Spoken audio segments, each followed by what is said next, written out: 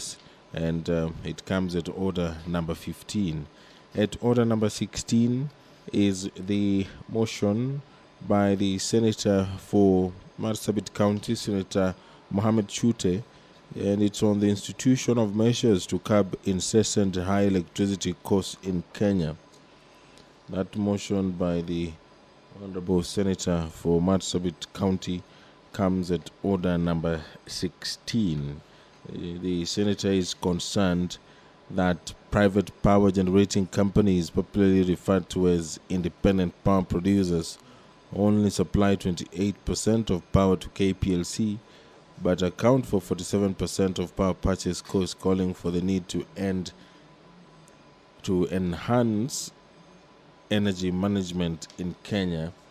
Now, therefore, the Senate resolves that the Standing Committee on Energy to undertake an inquiry into contracts signed by the IPPS detailing the cost, capacity, and duration of the contractual agreements and their implications on affordability of electricity in the country. That is one of the pleadings by the Senator for Marsabit County, Senator Mohammed Chute. And coming in at order number 17 is a motion by the Honorable Senator Wahome Wamatinga and Senator Mohammed Faki. The motion is on enhancing highway safety and convenience. And at order number 18 is a motion by the Honorable Senator Enoch Wambua on drought mitigation. It's a motion on drought mitigation program in public schools. At order number 19 is another motion by Senator Agnes Kavindu on the compensation to the Kenyan victims of the 1998 bombing of the United States Embassy in Nairobi. Those are some of the businesses that the senators will be engaging in this afternoon.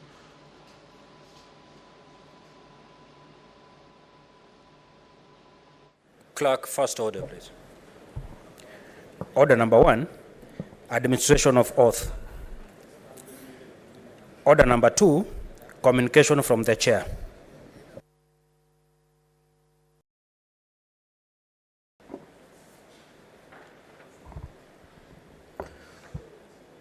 Honorable Senators, I would like to acknowledge the presence in the Speaker's Gallery this afternoon, a visiting delegation from the County Assembly of Baringo. The delegation comprises members of the Budget and Appropriations Committee who are on a 5-day study tour with the counterpart committee of the Senate. Honorable Senators, I request each member of the delegation to stand when called out so that you may be acknowledged in the Senate tradition.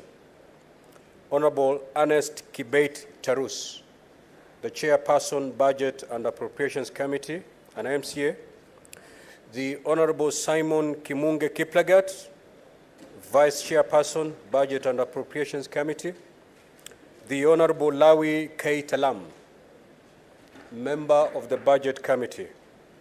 The Honorable Maria Chepuriot Losilei, Member of the Budget and Appropriations Committee. The Honorable Alex Kiprono Kurui, Member of the Budget and Appropriations Committee. The Honorable Lurien Sam Locales, Member of the Committee. The Honorable Ben Koech, Member of the Committee. Mr. Emmanuel Kubai, Principal Hansard Reporter. Mr. Jaffred Kipkorir Chepsoi, Assistant Director, HRM and Development. Mr. Kiptun K. Jonathan, Clerk of the Committee. Mr. Ronald Chirutich, Principal Physical Analyst. Mr. Motonyo Pirakol Dennis, Clerk Assistant to the Committee. Mr. Wilson Kechem Kiptui, Accounts Assistant, and lastly, Mr. Amos K. Chirogoni, Sergeant at Arms. On behalf of the Senate and on my own behalf, I extend a warm welcome and wish you a fruitful visit to the Senate. I thank you. I will allow, is the Senator for Baringo in the House? Kindly take the floor and make your welcoming remarks to the delegation from Baringo. Thank you, Mr. Speaker. Mr. Speaker, this is the second time members of Baringo County Assembly have had a chance to visit the House. Mr. Speaker, I would like to very sincerely thank the members who are members of the Budget Committee of the Assembly of Baringo, to welcome them to this upper house. Mr. Speaker, Baringo County, as I said that time, and I want to repeat again today, is known in this country as a county that has been able to stand firm and to uphold democracy in this country, Mr. Speaker.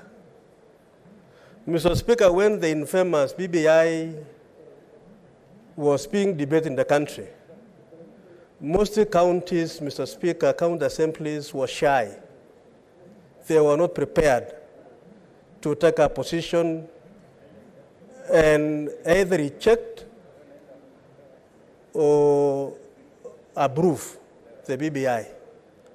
Mr. Speaker, Baringo County became the first county, Mr. Speaker, that came out very strongly and rejected the BBI. Mr. Speaker, thereafter, the High Court of the Republic of Kenya followed the Baringo position. The Court of Appeal, the same. And finally, Mr. Speaker, the Supreme Court, the highest, the apex court in the land, again agreed with the County of Baringo.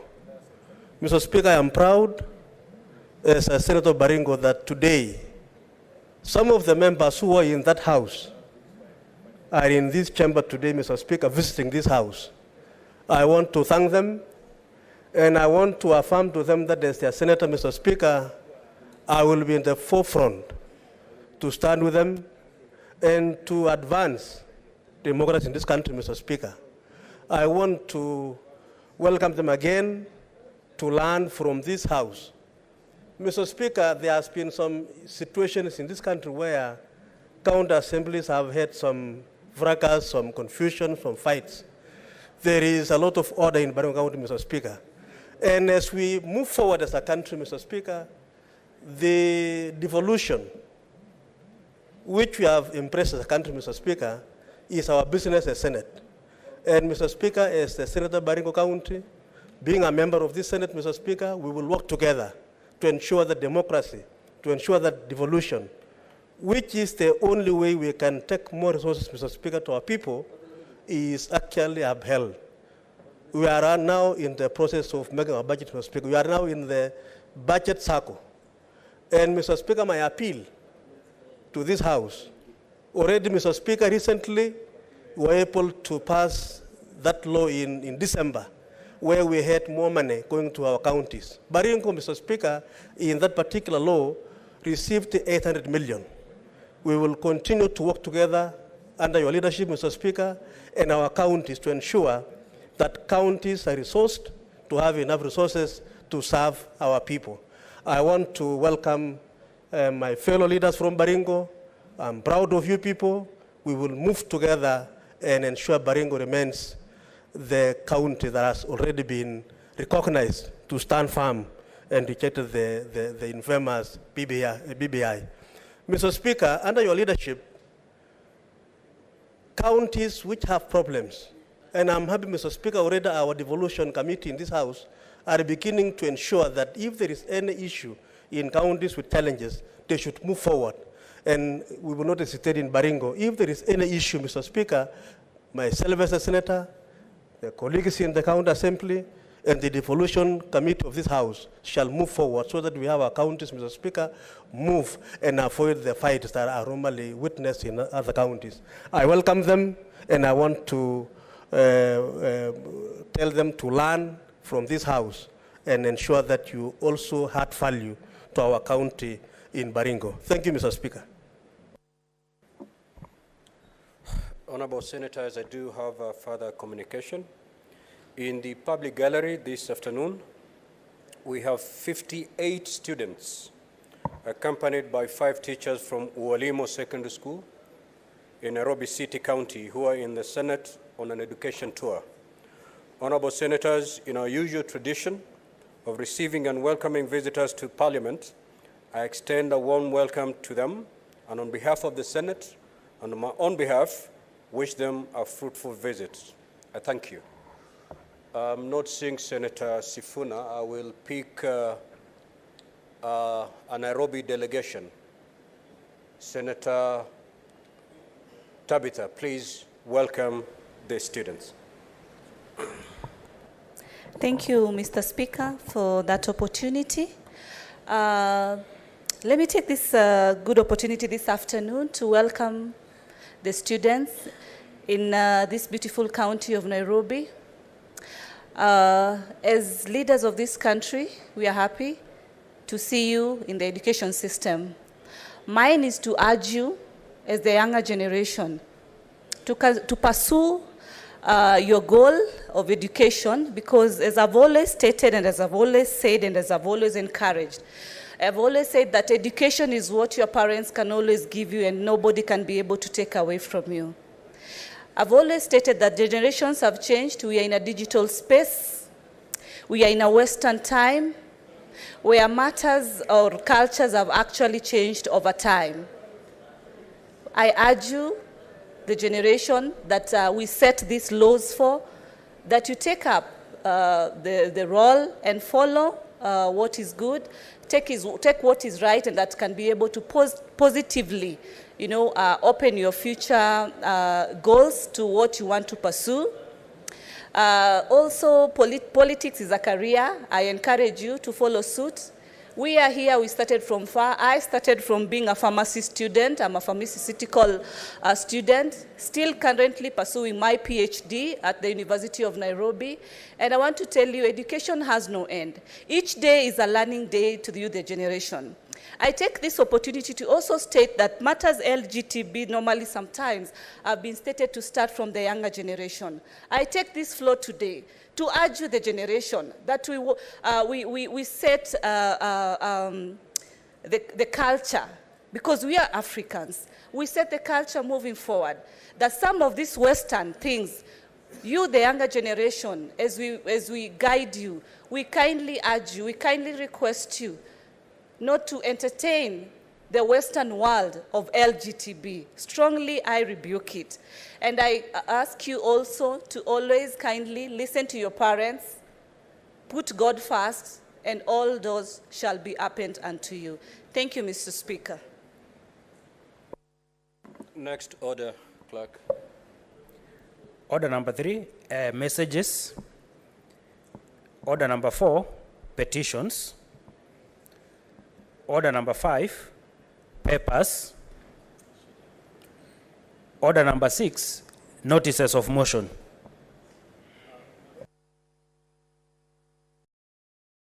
What is your point of order, Senator Wambua?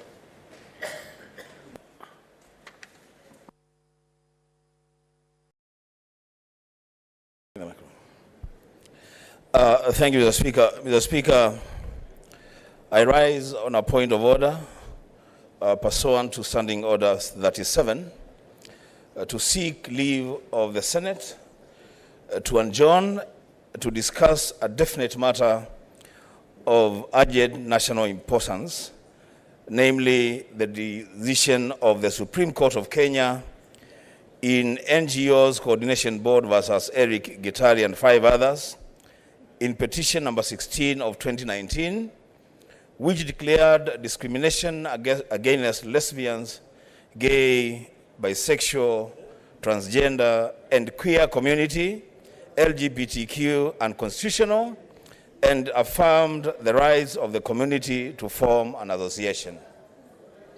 Simameni bana. Simameni bana. Nini bana? Wewe wacha hiyo neno bana.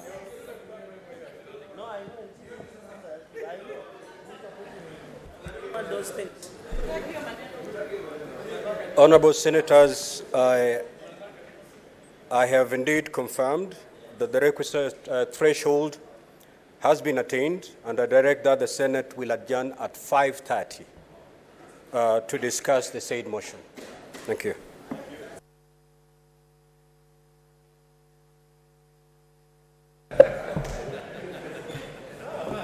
Next order. Order number 7, statements. The Majority Leader.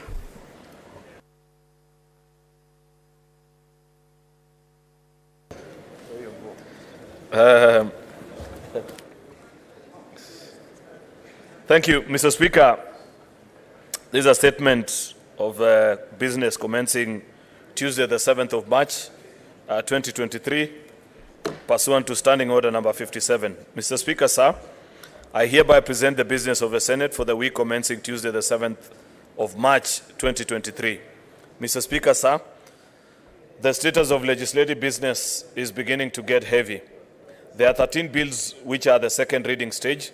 4 of these bills are scheduled in today's order paper at order number 11, 12, and 13 and 14, while the remaining 9 bills have been referred to the respective standing committees for consideration pursuant to Standing Order number 145.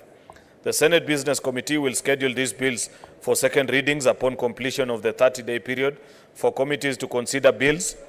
However, in the event that a standing committee tabled a report earlier than stipulated timeline, the Senate Business Committee will prioritize the bill for such reading.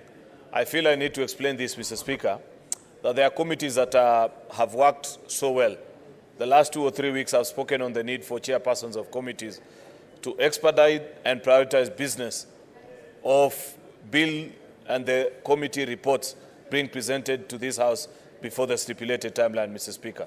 And there are committees, there are good chairpersons that have heeded this call, and therefore this is just an assurance to them that once the House is seized of the committee's report on a particular bill, even if that bill on the queue of bills to be considered before the House is listed way further, we shall give priority to such bills, Mr. Speaker.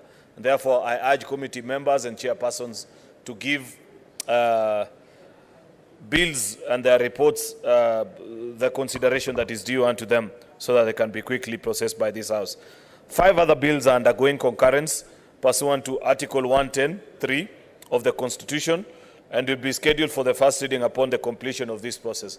Mr. Speaker, we must register our appreciation with the cordial and collegiate relationship that you continue to enjoy with your counterpart, Senator Moses Masika Wetangula. Each time we refer to statements and bills that are under consideration under 110(3), despite the fact that there are other matters that are pending between the two houses, at least we do celebrate the fact that ever since the two of you took reins of Parliament, there is no particular bill that we can say ought to have come to the Senate and hasn't been sent to this House, Mr. Speaker.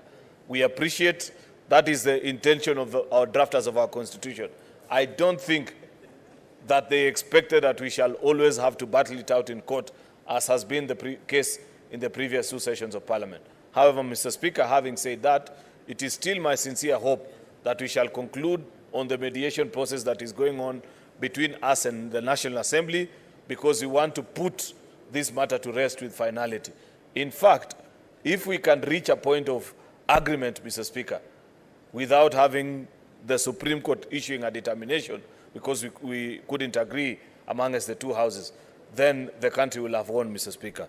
I hope that we shall conclude that process. I know that we still have a few days to run after the meeting that we had in attendance of a minority leader, myself, yourself, as well as a team from the National Assembly. Mr. Speaker, sir, I cannot emphasize enough the need for the standing committees to expeditiously consider bills refer to them and table reports pursuant to Standing Order number 148. I also urge the respective movers to be available in the chamber whenever their bills are scheduled in the order paper number 4. With respect to the petitions, members of the public continue to show their confidence in the Senate to hear and determine matters of concern to them. We have now received 6 petitions, which have been committed to the respective committees pursuant to Standing Order number 238. I continue to urge respective committees. I continue to urge, one second, I'll take that again. I continue to urge respective committees to consider these petitions expeditiously and to table the reports within the required 60-day period. I take this opportunity to request the chairpersons who are facing any challenges in processing business to bring these matters to my attention so that appropriate interventions, either through the Liaison Committee or the Senate Business Committee, may be made to address any bottlenecks. With respect to statements, there have been numerous stored pursuant to Standing Order number 53. I look forward to committee chairpersons making reports on the statements in the coming days. I continue to encourage senators and the respective standing committees to identify and come up with legislative intervention that will be converted into bills. Mr. Speaker, sir, in conclusion, on Tuesday, the 7th of March 2023, the SBC will consider and approve business for the day. This is projected to contain business that will not have been concluded from today's order paper and any other business scheduled by the Senate Business Committee. The order paper for Wednesday, 8th March 2023 and Thursday, 9th March 2023 will as well contain business that will not be concluded on Tuesday, 7th and Wednesday, 8th, respectively. The SBC will also schedule any other business as well as petitions and statements pursuant to the standing orders. I thank you and hereby lay the statement on the table of the Senate. Thank you, Mr. Speaker. What is the point of order, Senator Mann? Yes, Mr. Speaker, with your kind permission, 2 months ago I made a request for statement in relation to human-wildlife conflict in Makueni. And unfortunately, Mr. Speaker, I have not been called by the relevant committee to make a presentation nor received an answer on the same. Mr. Speaker, yesterday an elephant killed somebody in Kibwezi East, Mr. Speaker, and the Wananchi refused to let the body go till this afternoon when KWS went there together with policemen and tear-gassed Wananchi so that they could take away the body, Mr. Speaker.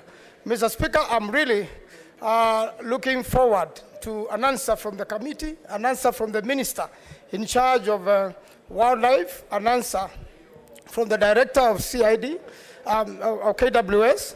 And Mr. Speaker, in this matter, it is now become a matter of criminal nature in that there has been negligence or criminal negligence on the part of officers of KWS. Knowing very well the elephants are there, they've gotten reports. They just let them, wander around, and yet the county government has done a wire, and all they needed to do, Mr. Speaker, since Monday was just to take the animals across, and they are not able to come back to Kibwezi East. Mr. Speaker, the matter has really escalated, and I'm looking forward to see the DPP failure of the committee giving me any answers so that we can pursue criminal prosecution on criminal negligence charges on the death of this particular man, Mr. Speaker, so that then we can wake up the officers of KWS and they know when they neglect their duty and somebody dies, then they can be charged in a court of law, Mr. Speaker. I thank you and look forward to quickly receiving an answer on this particular matter so that we may save the people of Makueni from being killed by elephants. I thank you, Mr. Speaker. The chairman of the Standing Committee on Lands, can we have an indication when that matter will be laid to rest due to the urgency of the matter? Thank you. What is your point of order, Senator Kenywa?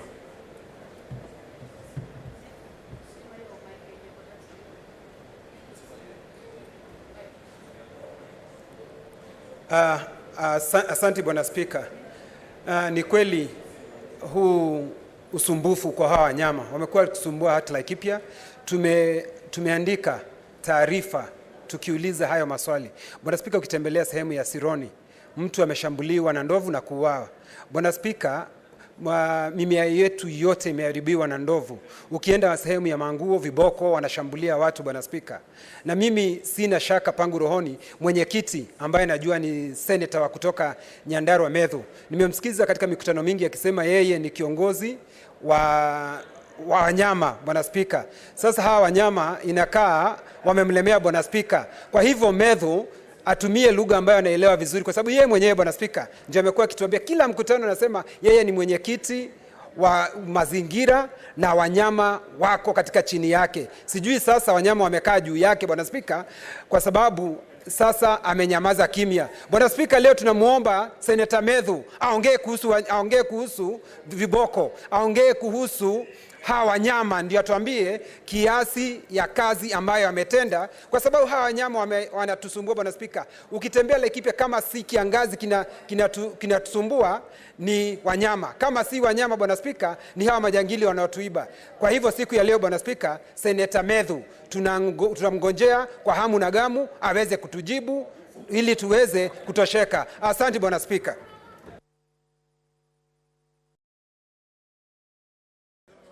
What is your point of order, Senator Chirange?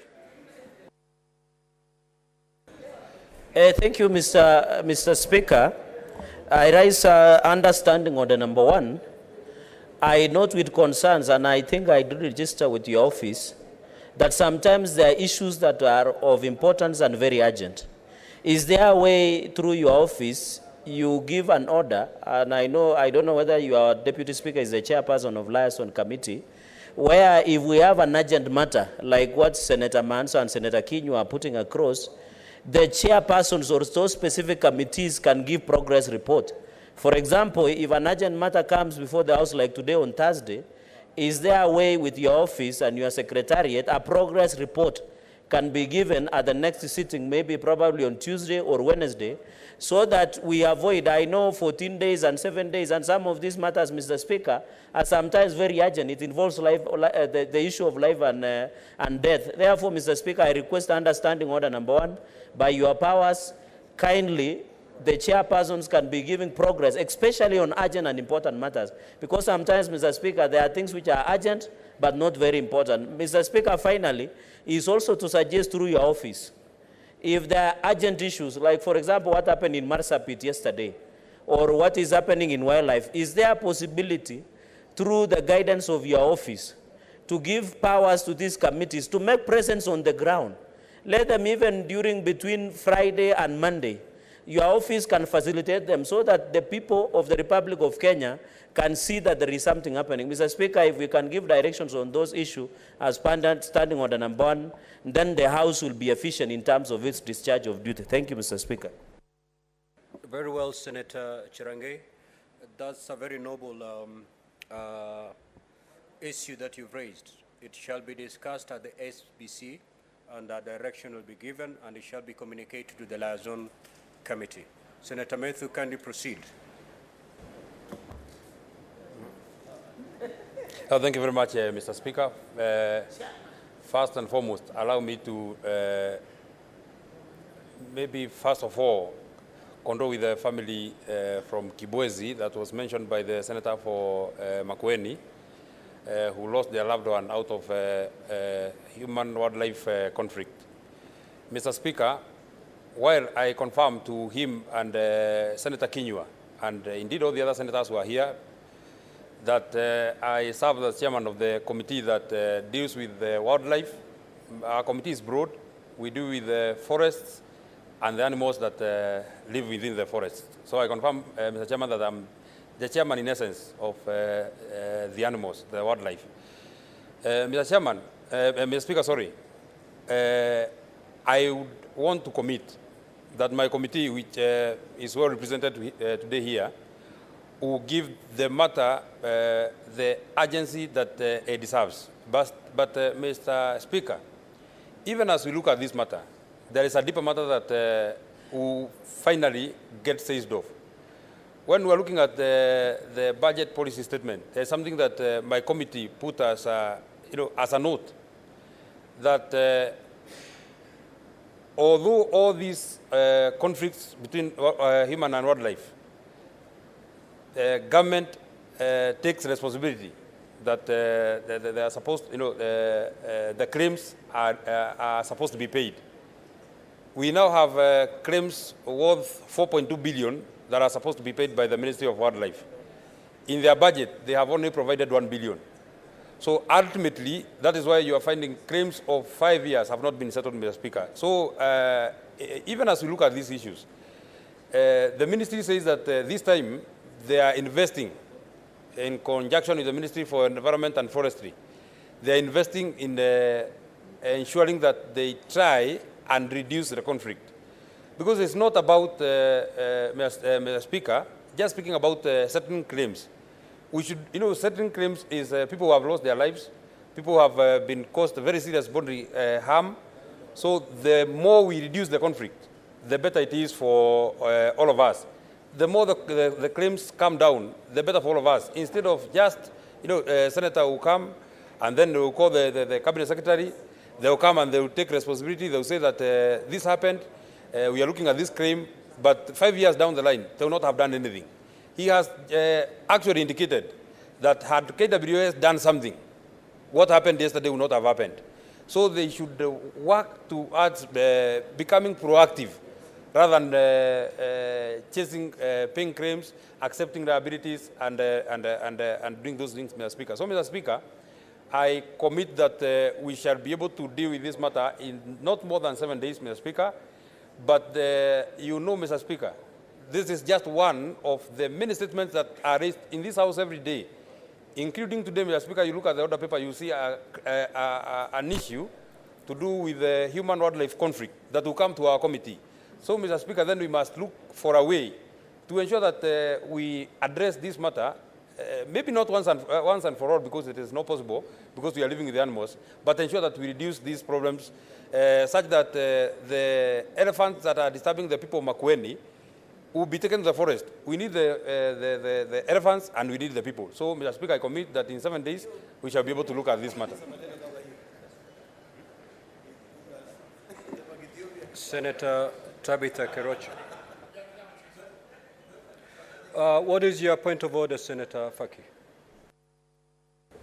Mheshimiwa Spika, nimesimama kulingana na kanuni zako, hususan kanuni namba 5 kuhusiana na mavazi ya seneta ambao anastahili kuvaa akiwa katika chemba hii. Mheshimiwa Spika, seneta mwanamume atakana avae koti, kola, tai, suruali ndefu ama long socks na viatu ama nguo za huduma ama nguo za kidini. Mheshimiwa Spika, nimemwona ndugu yangu Seneta Chimera pale. Vazi alilovaa sidhani kama linaruhusiwa katika bunge hili. Kwa hivyo Mheshimiwa Spika, ningependa utoe mwongozo kuhusiana na vazi ambazo Mheshimiwa Chimera ameweza kuvaa katika bunge hili. Asante.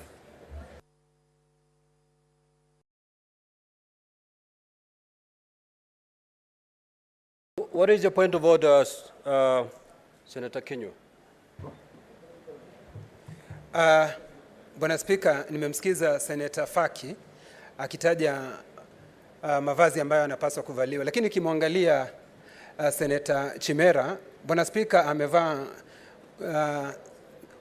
mavazi ambayo yanakubalika katika jumba hili. Bwana Spika, amevaa kaunda suit ambayo nimekuwa nikimuona seneta wa kutoka Kisii akiwa amevaa, Bwana Spika, kila wakati. Bwana Spika, ukweli wa mambo ni ya kwamba pengine ndugu yangu Senator Faki kutoka Mombasa, kwa sababu amevaa miwani, Bwana Spika, tunaweza tukamkubalia pengine haoni vizuri, kwa sababu mimi niko karibu na Senator Chimera, naona amevaa vilivyo, Bwana Spika. Na ukimwona Bwana Spika, Senator Faki ako na miwani, Bwana Spika, kwa hivyo naweza nikamuia radhi. La Senator Chimera amevaa mavazi ambayo ni mazuri, Bwana Spika, na kwa sababu jana uliongea na ukasema ya kwamba mavazi ambayo hasa ni ya Kiafrika tunapasa tuyatilie mkazo, kwa sababu ni vizuri tuseme ya kwamba Bwana Spika, utamaduni wetu unafaa zaidi na tuweze kuutukuza. Ni kama vile Bwana Spika ninavyoongea Kiswahili, wengine wanasema ya kwamba sipaswi kuongea Kiswahili kwa sababu mtu anayeongea Kiswahili ni kama hajaelimika vilivyo. Bwana Spika, anapaswa ongee lugha ya nyani Bwana Spika, ambayo ni Kiingereza. Kwa hivyo nikimwangalia Chimera ako sawa sawa Bwana Spika, na mimi hata ijapokuwa Bwana Spika sitaki kukuambia uamuzi utakaotoa, lakini kwangu mimi na wengi walioko hapa, hata mwenzake naona hata wakili wa kutoka Makueni hata anakubaliana na mimi kwa sababu anaona vizuri. Bwana Spika, nasema asante.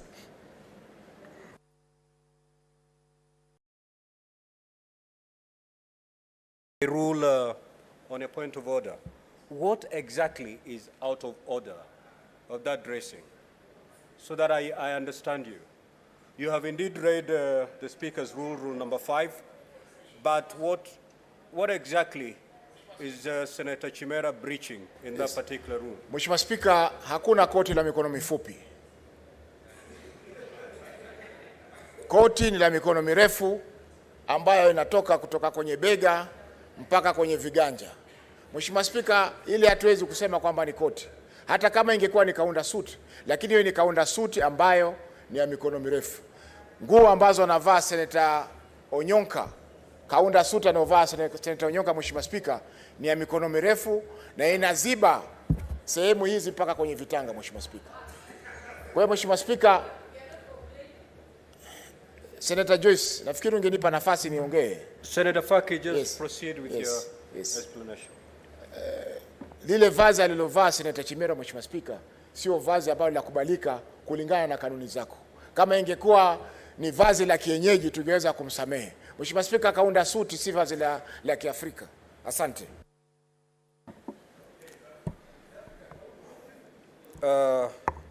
Honorable Senators, the Speaker's rule on dressing are very clear, especially if you look at rule number 5. And it goes to define what we are supposed to wear as we come to this House. And for avoidance of doubt, let me also read it out to all of us. That senators are required not to enter the chamber, lounge, or dining room without being properly dressed. This means that a male senator will be dressed in a coat, collar, tie, long trousers, socks, and shoes, or service uniform, religious attire, or such other decent dressing as may be approved by the Speaker from time to time. The Honorable Senator Chimera is dressed in a kaunda suit. The definition of a coat does not include that it covers the entire arm. And I therefore rule that the senator is properly dressed. And if any event, as a Speaker, I have the power from time to time to determine what a decent dress is. Using that power as a Speaker, I rule that indeed Senator Chimera is decently dressed. Proceed.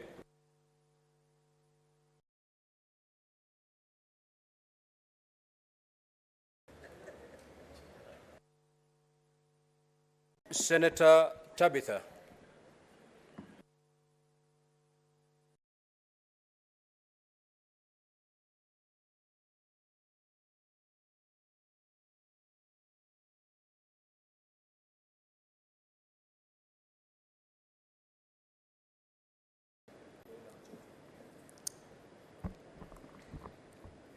Thank you, Mr. Speaker. Mr. Speaker, sir, I rise pursuant to Standing Order 53 to seek statement from the Standing Committee on Land, Environment and Natural Resources regarding the status of resettlement of the informal settlers residing in Kasarani and Elbagon areas in Molo Sub-County, Nakuru County. In the statement, the committee should apprise the Senate on the progress made by the national government towards the settlement of the evictees of East Mau, who are now residing at Kasarani and Elbagon in Molo Sub-County, and Nakuru East Pipeline, Nakuru County. State whether there is any allocation in the budget by the national government to resettle the evictees. State if there has been any input by the national government to address the public petition on resettlement of East Mau Forest evictees, which was made to the committee, and explain why the East Mau evictees, unlike their counterparts from Bomet, Kericho, Baringo counties, have been resettled, have not been compensated. Honorable Speaker,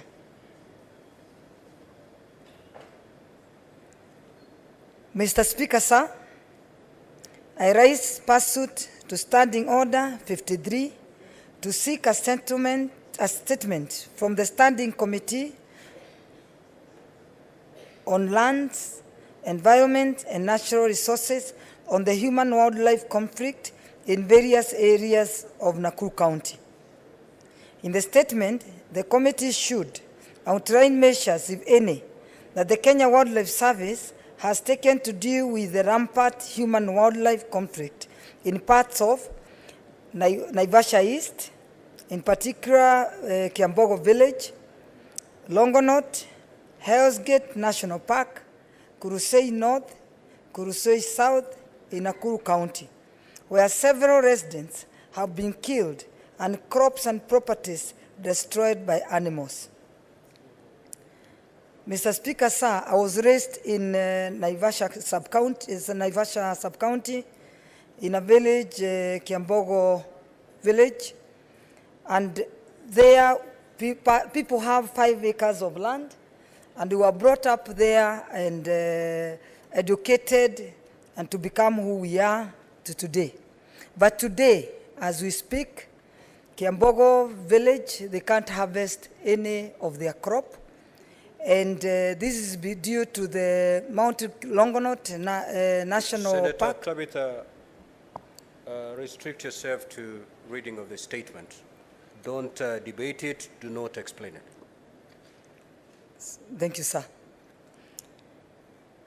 Mr. Speaker, sir, list all reported areas of human-wildlife conflicts occasioned by wild animals in Nakuru County from 2020 to date, stating the remedial measures taken, including compensation of families of those killed or maimed by wild animals, and spell out measures being put in place by the government to provide a lasting solution to human-wildlife conflict in the said areas.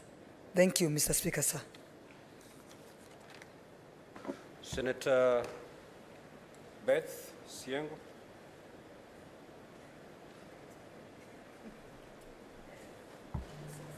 If you've nothing to say, you can as well just have a seat. Thank you. And senators, as you walk in, don't just queue for purposes of queuing, because I pick the names as per the order in my computer here. So kindly, if you feel at this juncture would not wish to contribute to the matter that is before the floor of the House, please wait until the matter you're interested in contributing to be called upon, then you can press your gadget. Thank you, sir. Mr. Speaker, sir, actually, I really wanted to comment on the issue that was raised, but because I seem to be overtaken by events, I would only say that Senator Tabitha Keroche from Nakuru is concerned about her people and the suffering that they go through. It is important that this is taken into account, and we stand by her statement. Thank you so much. Senator Cheptumo.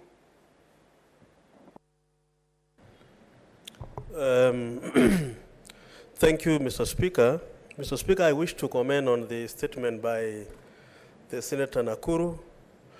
And Mr. Speaker, Senator Nakuru has raised a very, very important issue.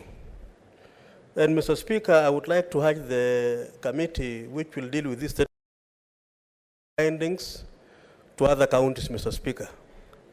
Mr. Speaker, in Baringo, for example, we've had situations similar to the ones in Nakuru. We have like Baringo, and we have like Bokoria. Mr. Speaker, up to today, we still have families who are not able to go back to their areas when the water levels went up in those lakes, Mr. Speaker. And so, Mr. Speaker, this is a very emotive issue. And the issues of resettlement of people, Mr. Speaker, apart from those affected because of the high level of waters in the 2 lakes, Mr. Speaker, I think we need to go beyond even the issue of squatters. Mr. Speaker, areas of Baringo affected by the cattle rustling, Mr. Speaker, in Baringo South, in Baringo North, a lot of families, Mr. Speaker, are not in their homes. They moved away, Mr. Speaker, settling within neighbors, moving to other areas, they are displaced. And Mr. Speaker, even the livelihood in terms of going to children going to schools are not able to go to school, Mr. Speaker, and a lot of them really suffer.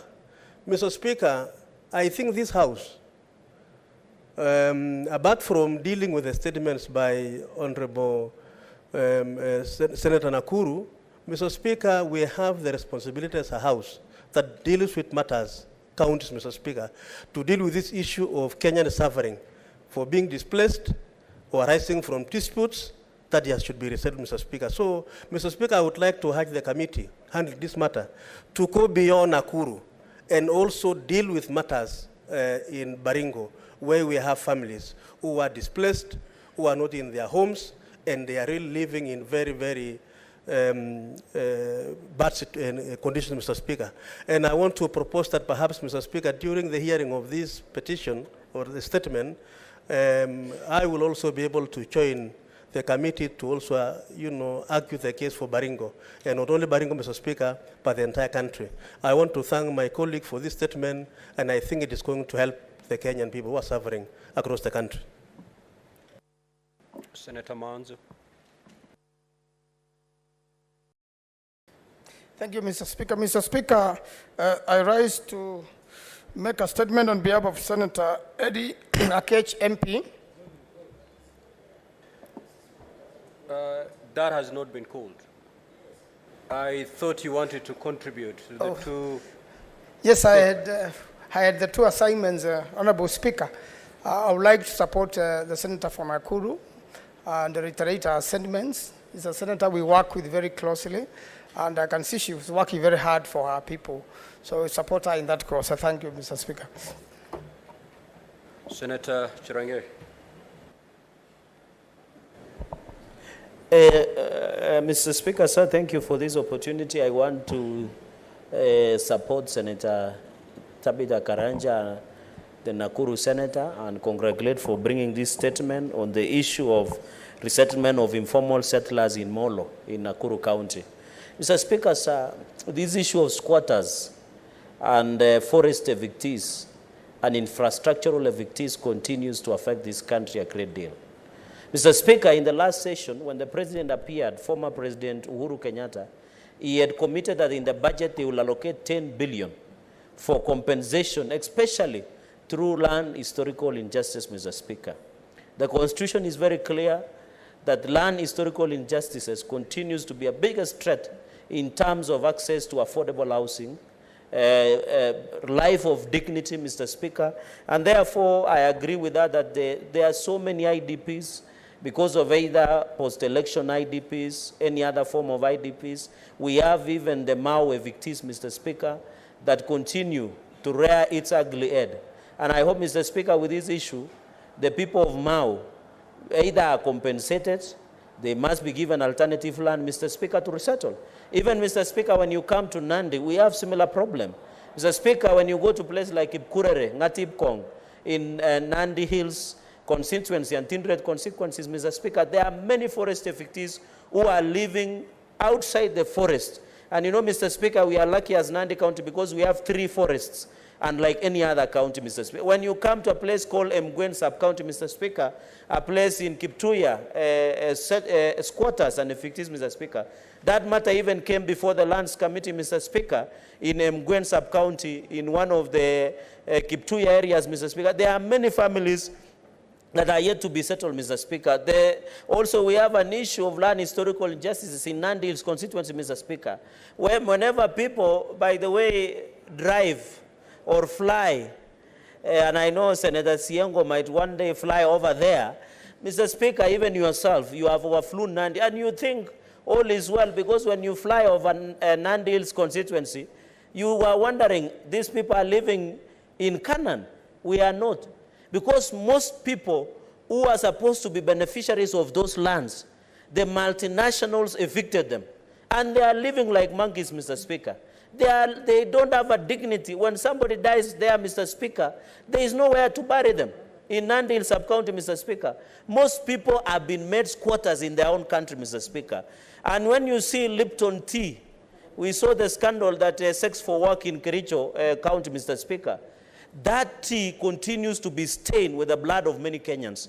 Because apparently, Mr. Speaker, in as much as somebody is enjoying tea somewhere in London, or anywhere in Europe or in US, Mr. Speaker, that tea is tainted with blood.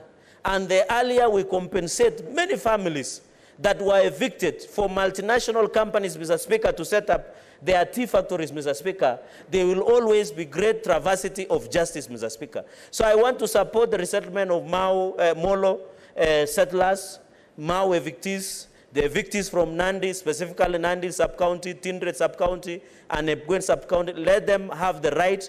Let them feel nice, Mr. Speaker. We are not saying the government should give them chocolate and flowers, but we want them to appreciate the reason they are in the country, Mr. Speaker. And you know, Mr. Speaker, in conclusion, when you are a man or you are an African, when you don't have land, you are like nobody.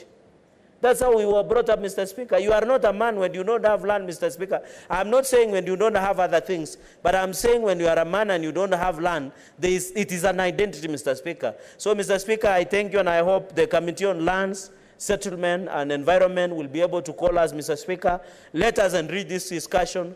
Let the government, and I will be appealing, Mr. Speaker, I know it at budget policy statement, let the government at least commit, Mr. Speaker, 10 billion Kenya shillings for resettlement of any squatters, evictees of the forest, and infrastructural activities. With those many remarks, Mr. Speaker, I thank you for the opportunity. Senator Abbas. Thank you, Mr. Speaker, sir. I stand to support. What is the point of order, Senator Cheptumo? Mr. Speaker, Senator Cherargei comes from Nandi, and I come from Baringo. Mr. Speaker, it worries me that, according to Cherargei, a man is defined by... Senator Cheptumo, you ought to have rose on a point of order while the Senator... Is he in order, Mr. Speaker, to... Kindly take your seat. Kindly take your seat. Senator Abbas, proceed, please. Thank you, Mr. Speaker, sir. Mr. Speaker, sir, I think I stand to support the Senator for Nekuru, Honorable Tabitha. Mr. Speaker, as you are aware, this country, there are people who have not been settled for many years. There are people who have remained IDPs in their own country since independence. From the time of Immerun, before the independence, we had so many people who have been displaced by settlers, the white settlers. And up to today, they are landless and the IDPs in their own country. We have so many conflicts in all over the country. People run away from their homes, and they have nowhere to settle, and they all remain informal settlers. Therefore, I think it's the high time that this country must settle its own citizens so that people want to live a decent life. They want their kids to go to school. They want to enjoy farming. They want to get all the privileges that other Kenyans have it. So I support the statement for Senator Tabitha. Thank you, Speaker. Next, Senator Wakoli.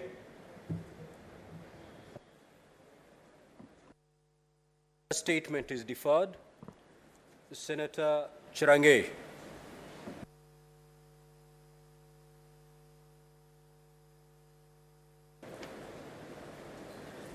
Thank you, Mr. Speaker. I have two Senator, just before you proceed with your statement, the two statements by Senator Tabitha Keroche are committed to the relevant standing committees in the usual manner. Proceed, Senator.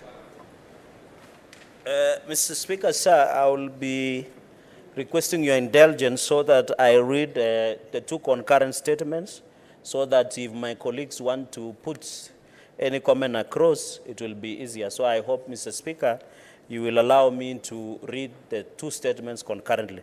Mr. Speaker, I request for statement on the ratification and implementation of appropriate scheme of service for clinical officers in Kenya.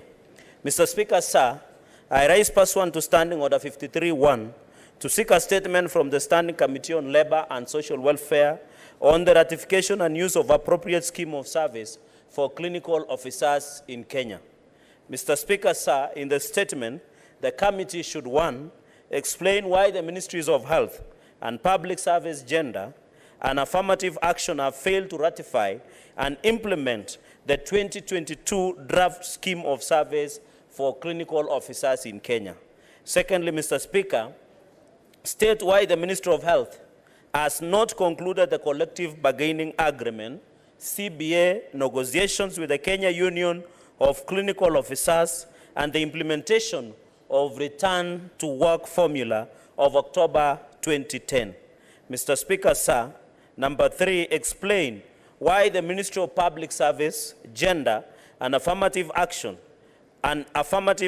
has failed to issue a directive to county governments, 47 of them, that continue to engage clinical officers using the 2014 scheme of service, despite circular advising them to use the 2020 draft scheme of service across the counties. Mr. Speaker, sir, finally, state when the ministry will issue the correction circular to cover diploma clinical officers whose job descriptions are similar to those in the scheme of service at Job Group J and K, Mr. Speaker. So that's my first statement. Mr. Speaker, the second statement, request for statement on the state of affairs at Kenyatta International Convention Center. Mr. Speaker, sir, I rise pursuant to Standing Order 53-1 to seek a statement from the Standing Committee on Trade, Industrialization and Tourism on the state of affairs of Kenyatta International Convention Center, KICC. Mr. Speaker, in the statement, the committee should, 1, appraise the Senate on the state of KICC management, providing the corporation current financial position in terms of assets and liabilities. Number 2, Mr. Speaker, state reasons, if any, for the failure by Kenyatta International Conference Center management to ensure general cleanliness and availability of basic amenities at the facilities. Number 3, Mr. Speaker, disclose the terms of engagement in the contract between Kenyatta International Conference Center, KICC, and Lavington Security Limited, which is providing security services at the premises. Number 4, Mr. Speaker, sir, state the measures, if any, being taken by KICC to ensure security of tenants and staff. And Mr. Speaker, you are aware, most of the senators and parliamentarians have offices in KICC, in view of the current access by all manner of unauthorized persons into the building. And finally, Mr. Speaker, provide an updated list of all contracted service provider at the Kenyatta International Conference Center. Mr. Speaker, thank you for the opportunity. Senator Mungatana.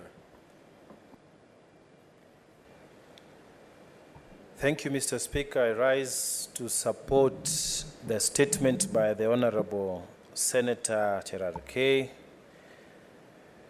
on the question of the terms of engagement for clinical officers. Mr. Speaker, it is very sad that the Ministry of Health has not taken up issues to do with labor matters seriously.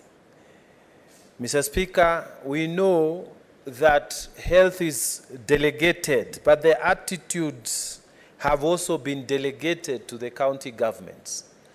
Mr. Speaker, clinical officers are treated with disdain, with contempt in the county governments. And so when the Committee of Health is investigating this statement, Mr. Speaker, I would urge them to not only restrict themselves to Nandi County, but also to the rest of the counties in the Republic. Mr. Speaker, the clinical officers do more work even than the doctors. They are the first line of defense when it comes to taking,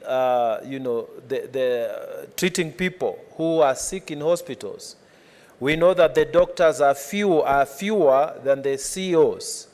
The COs do a great more job than the doctors. Mr. Speaker, the public health sector in various counties have not treated them well. Mr. Speaker, the attitude of the public health has continued to deteriorate. As we speak now, Mr. Speaker, and I would urge the Health Committee to look into this as well. We have had a problem with interns who were employed under the universal health care employment. This was done sometimes in 2020, Mr. Speaker, and they were taken in because at the time the government was trying to boost its universal health reach, and also at the time they wanted to boost the war against COVID-19. Mr. Speaker, in Tana River County, for example, we had 24 universal health coverage interns who were also taken. They were given employment contracts for 1 year. And Mr. Speaker, when those contracts expired, they were simply told by the county government that there is no money to absorb them. Mr. Speaker, even those who had graduated, those who are qualified and employed under the universal health coverage arrangement contracts for 1 year, Mr. Speaker, even them, they were told to just go away. Mr. Speaker, the treatment of our health workers is simply unacceptable. So I'm asking that the Health Committee, as it sits down now to look at the issues that have been raised on the clinical officers, they should extend their tentacles also to look at issues involving universal health coverage, interns, and also the other who are employed. Mr. Speaker, the committee must look and see what is the sense of taking people, giving them employment numbers under the Ministry of Health. And because they have those employment personnel numbers, they are not able to get any other jobs within the public service. The unfairness must be corrected. So I am urging the committee to treat that statement with the heaviness and the seriousness that it requires, so that our health workers, Mr. Speaker, can be given the dignity that they deserve. I support that statement by the Honorable Cherargei. I thank you, Mr. Speaker. Senator Mogeni.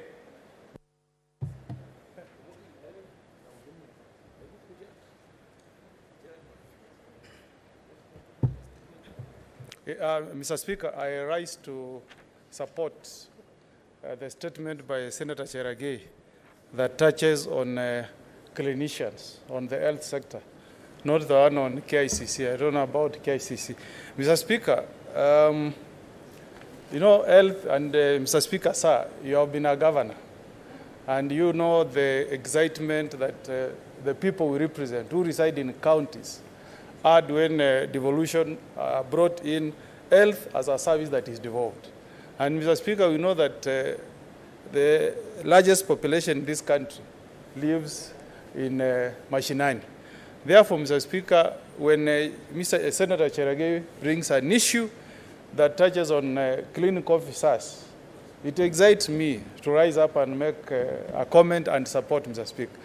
Mr. Speaker, there is an adage that says that a healthy nation is a working nation. And a working nation, Mr. Speaker, is a wealthy nation, Mr. Speaker. So, Mr. Speaker, for us to have a working nation, we have to ensure that the health of our people, Mr. Speaker, is taken care of. And Mr. Speaker, if you pick statistics, we are staring at a crisis. Mr. Speaker, I serve in the Health Committee of the Senate.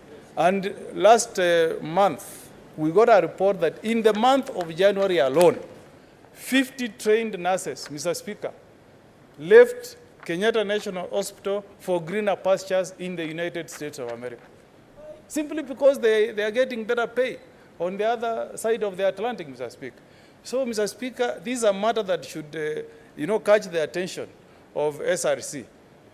Last year, you remember me speaking here, Mr. Speaker, that the Gazette notice that was released by SRC addressed increase of allowances, perks for people at the higher level, commissioners, ministers, our own president, cabinet secretaries, but there was nothing touching on the health care, the health sector of this country.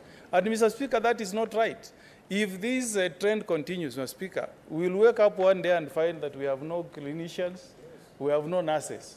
And that will trigger a big crisis. So I really want to make a very, very passionate appeal to Salaries and the Remuneration Commission, Mr. Speaker.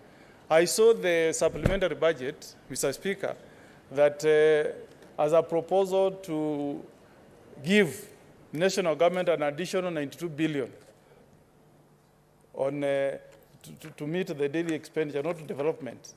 And I hope that can also address salaries of this cadre of Kenyans. Mr. Speaker, we know the president has his prerogative to appoint cabinet administrative secretaries, which is okay. There are only 23 at most. But the people that should get our attention is this class of people, clinicians. And you know, as we moved around, we moved around, Mr. Speaker, and at that time we knew we were getting this thing. You know, we had our Matiang'i on our side, we knew the state was on our side, and we went and assured Kenyans, once we take, you will have 6,000 in your pockets. But you know, Mr. Speaker, we lost. Now you are, the Uda administration is in government, and you remember you promised the people of Kenya that it will be bottom up. What is the message that you deliver to Kenyans? And the best way to implement that policy is to ensure that these Kenyans, who are really at the bottom of the pyramid in terms of their earnings, should be taken care of, Mr. Speaker. And these are our brothers, they are our sisters, they are our voters at the county level. We really need to champion their cause, Mr. Speaker. So I hope that the committee that will be tasked into looking into this matter, Mr. Speaker, will include summoning SRC to give us an update as to when they last reviewed salaries of clinicians, nurses, and other people who are in the healthcare sector, Mr. Speaker. So I support this statement, Mr. Speaker, and I plead with my good friend, Senator Cheragay, who is a very close friend of the head of state, to also ensure that he passes a message to His Excellency the President, that he should not forget, these are the hustlers. These are now the true hustlers. Please, before you take care of the cars, kindly take care of this card of Kenyans. I support, Mr. Speaker. Senator Tabitha Mutinda. Thank you, Mr. Speaker. I rise to support the statement of Senator Cheralgai and to state that health is a devolved function. In Nairobi, we have over 165 hospitals that are county hospitals. Only about 4 are national. And the issues of the CHVs, the issue of the clinical officers is a very key issue in this country. And I rise to support because in this city that we represent, you find that it is a capital city where people will come from different counties seeking services from the city, from the capital city of our beautiful country. And with how the health issue has been tackled, whereby we have CHVs working and their remuneration is at actually a very lower level, saddens us as the representatives of the people. I support the statement by saying that the committee should address this issue very urgently. I suggest that they should be able to summon the CS for health to be able to quicken and urgent the questions into by giving the answers on the quick way forward as far as the matters of any health sector in general is concerned. I extend the same yes to the different other counties of this country because as Senate we oversight counties. We need to enhance that devolution is still taking place by ensuring the services get to the people in the at the mashinani level, which is why we are here. And so I urge that the committee looks at it in, very fast. At the same time, on the issue of the diploma for the clinic officers, as a student of pharmacy, when I started my tertiary level education, this is an issue that has been there for quite a long time, and I would urge, that the Ministry of Education looks into this issue on a closure matter, because this is an issue that has been very much recurring, doesn't only affect the diploma in clinical officers, but diploma also in the pharmaceutical students. So it's something that the Ministry of Education, through the Committee of Education, should address this issue long term and make a closure on the same. Thank you, Mr. Speaker. Senator Beth Siengo.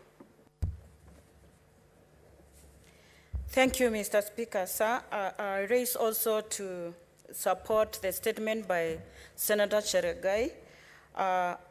Actually, it is important that the terms of engagement for clinical officers are looked critically.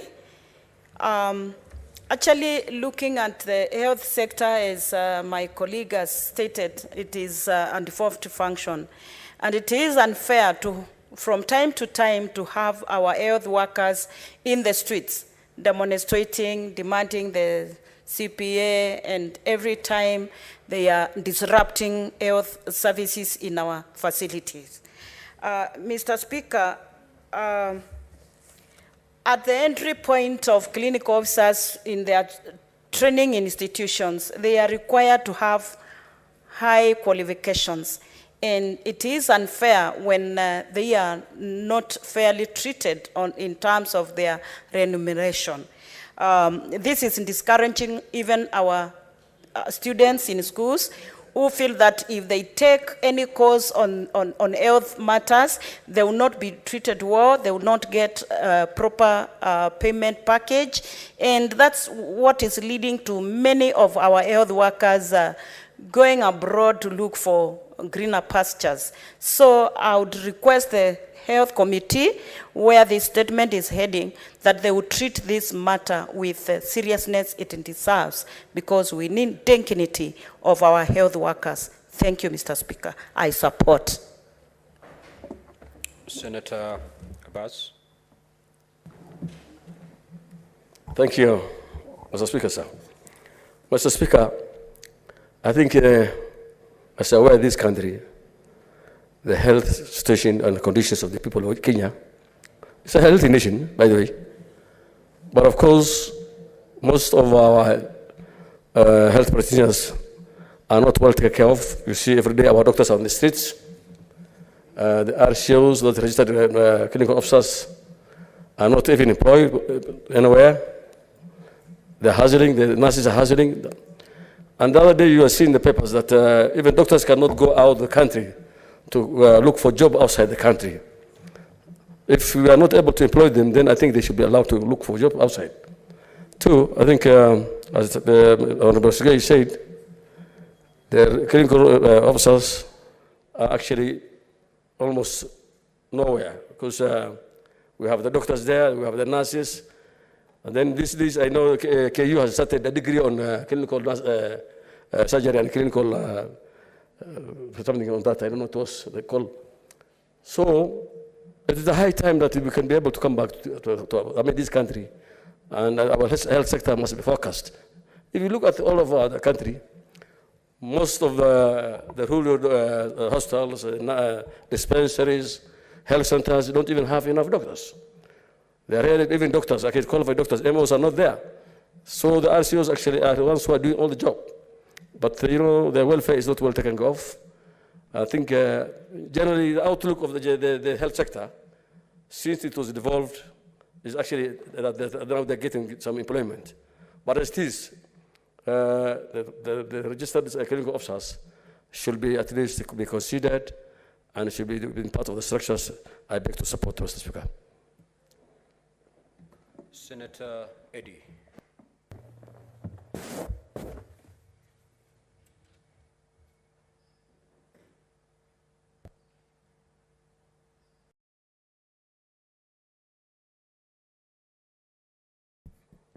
Thank you, Mr. Speaker, for giving me the opportunity to also put some thoughts around this very powerful statement by my friend, Senator Cherargei. I think just as my brother, Senator Omogeni, has talked about the sense of health in this country, Mr. Speaker, if we don't get to solve the issue of healthcare, especially after devolution, it will be a very big problem.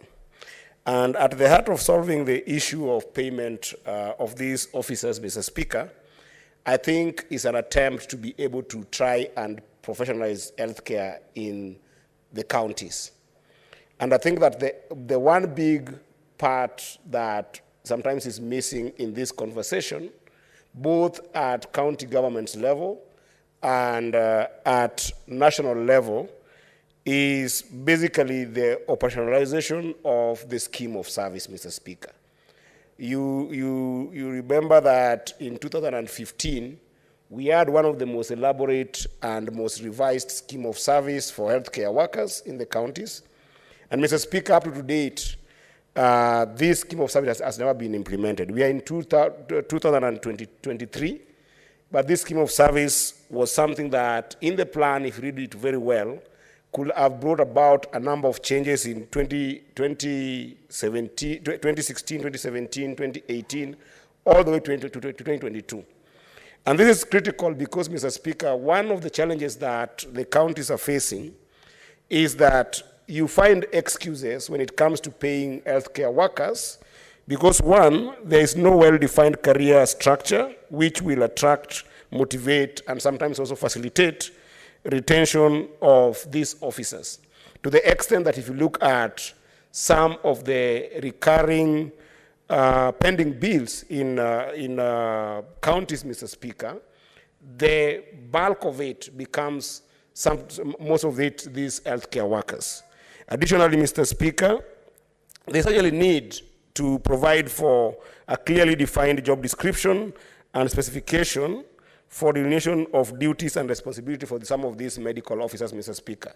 Reason being, the structure of healthcare in the grassroots communities tend to vary from place to place. So if you think about a small dispensary in my village, Mr. Speaker, a healthcare worker sometimes is reduced to a simple Panadol giver because there is no equipment, there is no capacity, And the issues they are dealing with sometimes need very serious attention, such that if there is no proper scheme of service that defines their JDs, Mr. Speaker, it becomes problematic. And as we know, money sometimes is a reward of work well done. So what ends up happening is that if they don't do the job they need to do, or sometimes they're not equipped to be able to perform a duty, then there's always an excuse for mischief by the county structures not to be able to pay them. And thirdly, Mr. Speaker, I think that there is a very critical element around standardization of recruitment and training and advancement for some of these healthcare workers.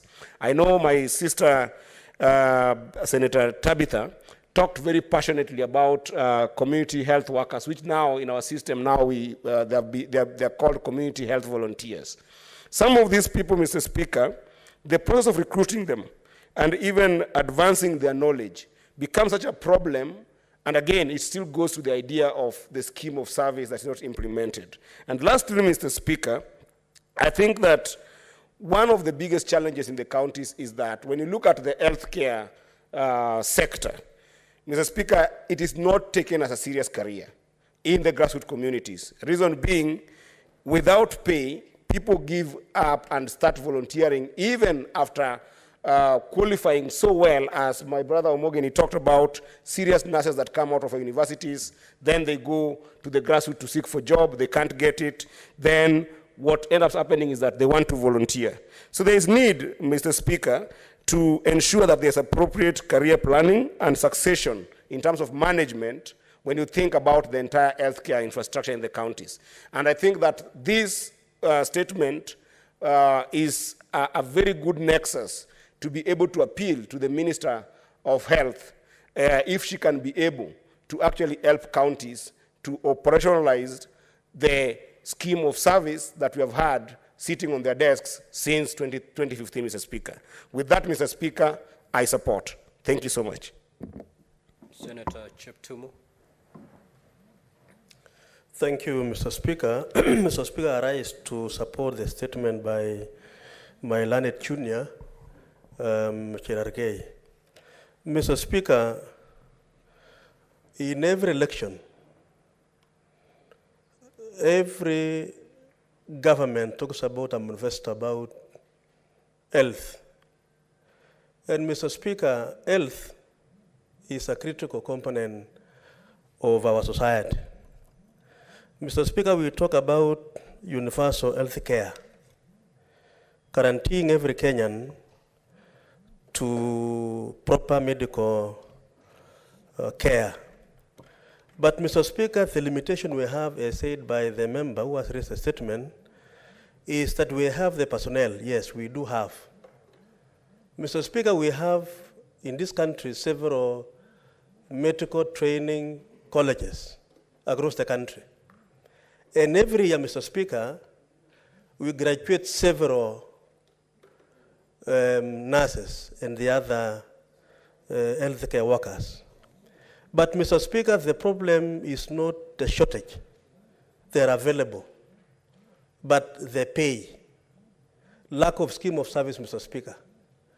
These members of the members of this House, Mr. Speaker, will always advocate for their interests. We talk about oversight fund because we want to do our work as members of this House.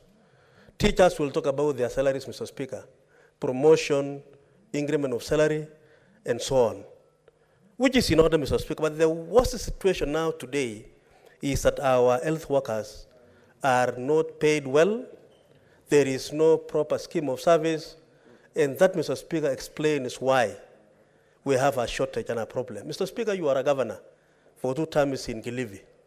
And I'm sure if you were to give you a chance, Mr. Speaker, to speak about this issue, you can tell us the very clear experience you went through, because these members of staff on the health sector are not funded well because of the lack of scheme of service. So I support, Mr. Speaker, the proposal through the statement that it is indeed important that we have a scheme of service for these members of staff, Mr. Speaker. Mr. Speaker, in the just concluded budget policy statement, if you recall, Mr. Speaker, because you were in the House, the national government proposes to employ, I think, about 20,000 medical staff in the recent, they just concluded budget policy statement. Mr. Speaker, I support that. But I think, Mr. Speaker, as we now continue to even employ more medical staff, we should equally also look into the welfare of the already employed members serving in the medical sector. So that, Mr. Speaker, again, we don't produce many qualified staff for medical services, nurses and clinical officers and so on.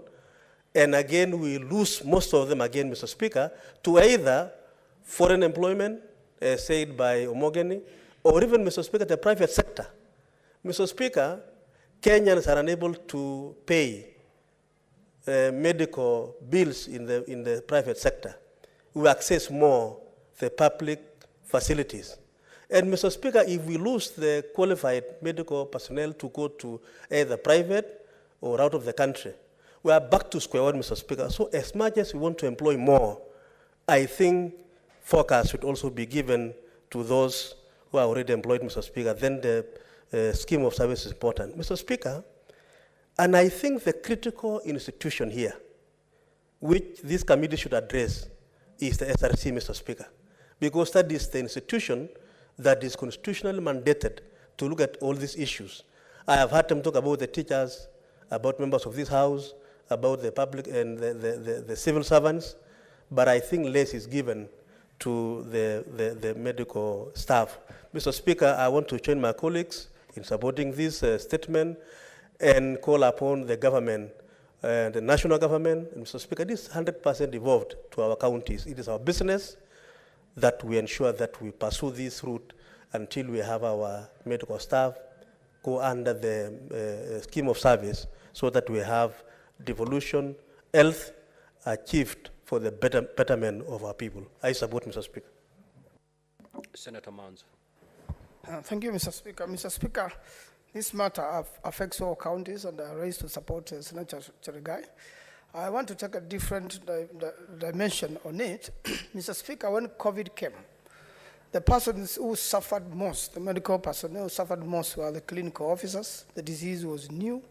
There were no equipment to protect, and many people did not even know what was happening. In Makueni constituency then, I assisted in burying quite a number of these officers who died when COVID arrived here, and because they had the first contacts, even the remunerations after death were not defined. Mr. Speaker, this be a devolved function, and I'm sure you are very experienced on this, must really be fully devolved. The national government has refused to devolve this function fully, the Ministry of Health.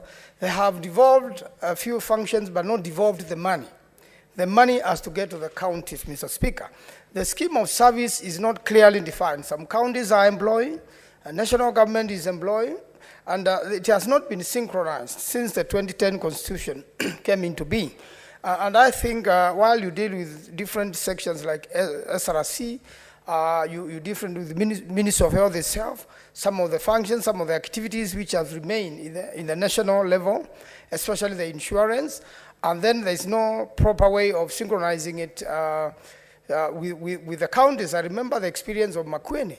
Although my professor, Kevuza Kibwana, was then the governor and was trying to come up with insurance, it took quite a while, even for the locals to understand what it was about, or even to believe in it, or even to execute it, or even to buy into it. And therefore, the health sector continues to suffer while we have a policy and the Constitution, and it is devolved that, Mr. Speaker, it should be fully devolved, and this matter addressed quickly so that they could be properly remunerated. Now that they work for long hours, they sacrifice their life, and the profession has become also very dangerous in terms of new diseases or even existing diseases which attack these officers while on line of duty. I thank you, Mr. Speaker. I support. Next statement is by Johannes Mwaruma. The statement is deferred. The next is by Senator Hamida Kibwana. That is deferred. The next is By A.D. Okech, Senator.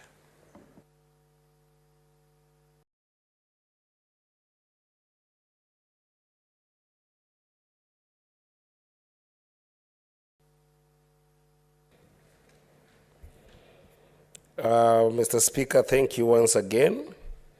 My statement today is a request statement on allegations of unsettled and unremitted statutory payee deductions for the staff in county assemblies. Mr. Speaker, sir, I rise pursuant to Standing Order number 53(1) to seek a statement from the Standing Committee on Finance and Budget on allegations of non-remittance of statutory payee, or rather pay as you earn, deductions for staff in county assemblies. Mr. Speaker, in the statement, the committee should give a report on state of remittance of statutory payee deductions for staff in county assemblies for the year 2022 to date, disclosing counties which have been flagged out by the Kenya Revenue Authority, KRA, for payee arrears. Mr. Speaker, in the statement, the committee should also explain why KRA has opted to appoint Central Bank of Kenya as an agent for collection of unremitted payee arrears.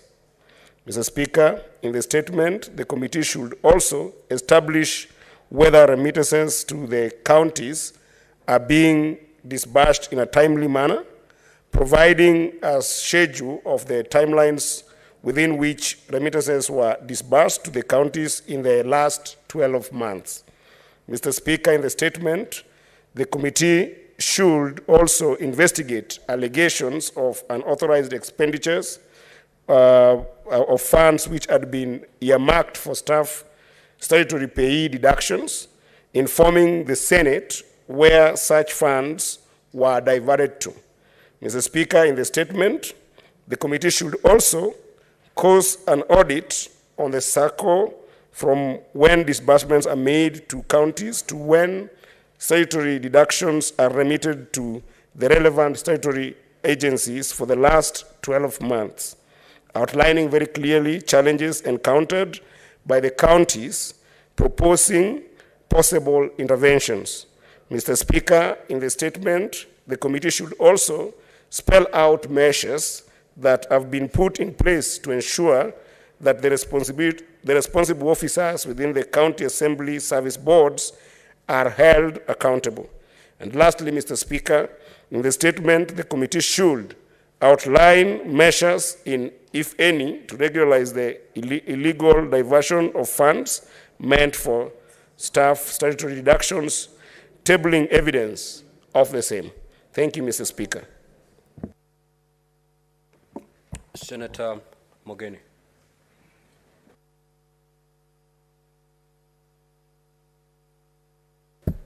Yes, thank you, Mr. Speaker. I rise to support this statement by Senator A.D. Okech. Mr. Speaker, you know, when I read the Constitution, Article 6, we have two governments that are interdependent. That's the national government and 47 county governments, Mr. Speaker. Mr. Speaker, where me and you went to law school, University of Nairobi, there used to be Government Proceedings Act, Mr. Speaker, that prohibited attachment of government property, Mr. Speaker. So I can't understand, Mr. Speaker, how Kenya Revenue Authority can attach monies for counties at the central bank. I can't understand, Mr. Speaker, because these are two governments. And I'm happy, Mr. Speaker, that in the House we have two former governors, and one of them is here, my chair of the Health Committee, Mr. Speaker. This should not happen, Mr. Speaker. A government cannot attach another government, Mr. Speaker, unless we want to create anarchy and dysfunction, Mr. Speaker. Mr. Speaker, I want to point out the case of even my own county of Nyamira, Mr. Speaker. As we are speaking here today, Mr. Speaker, KRA has attached the accounts of the County Assembly of Nyamira. And we are not able to access that account, Mr. Speaker. And the allegations are that the county government has not remitted payee. Yet, Mr. Speaker, I can speak authoritatively that remittances for the month of December and January have not been remitted to Nyamira. Now I'm posing the question. Pay means you deduct at source, Mr. Speaker. You pay and then you deduct. How can KRA purport, Mr. Speaker, to demand to be given pay for money that has not been disbursed? And we have one government, Mr. Speaker. I remember in the Mwongoza Charter, Mr. Speaker, there is that policy of one government, one service, one nation. So does KRA live in Kenya or they live elsewhere, Mr. Speaker? And I want, Mr. Speaker, to request the committee that is going to look into these allegations, Mr. Speaker, to summon KRA. Mr. Speaker, yesterday I was in Treasury. Mr. Speaker, you should sympathize with me. I work with this letter from KRA wherever I go because I want my county of Nyamira to have its accounts opened. And Mr. Speaker, I want to seek permission to table this letter here so that the committee that will look into this matter can summon Kenya Revenue Authority, Mr. Speaker. You can attach accounts of private entities, but you cannot attach, Mr. Speaker, accounts of another government body by the same government agency. This is not right, Mr. Speaker. And this has caused havoc, Mr. Speaker. We are celebrating the International Week for Women.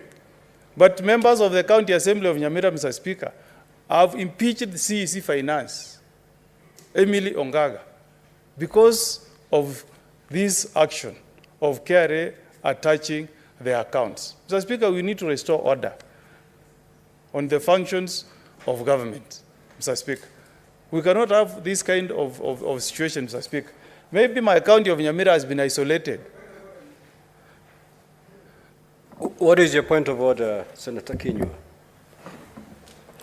Mr. Speaker, I've listened to the senior counsel conversing on this serious matter, which I agree with him. The only part I would want to maybe it's inform him, how then would the MCA of Nyamira impeach the CEC for the mistake that she has not committed?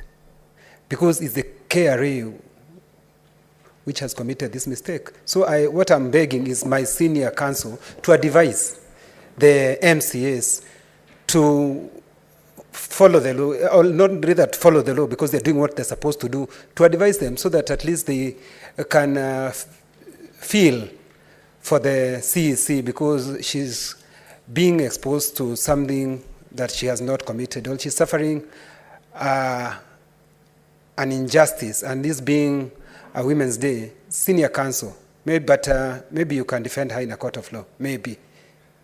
Thank you. Senator Mogeni, kindly proceed.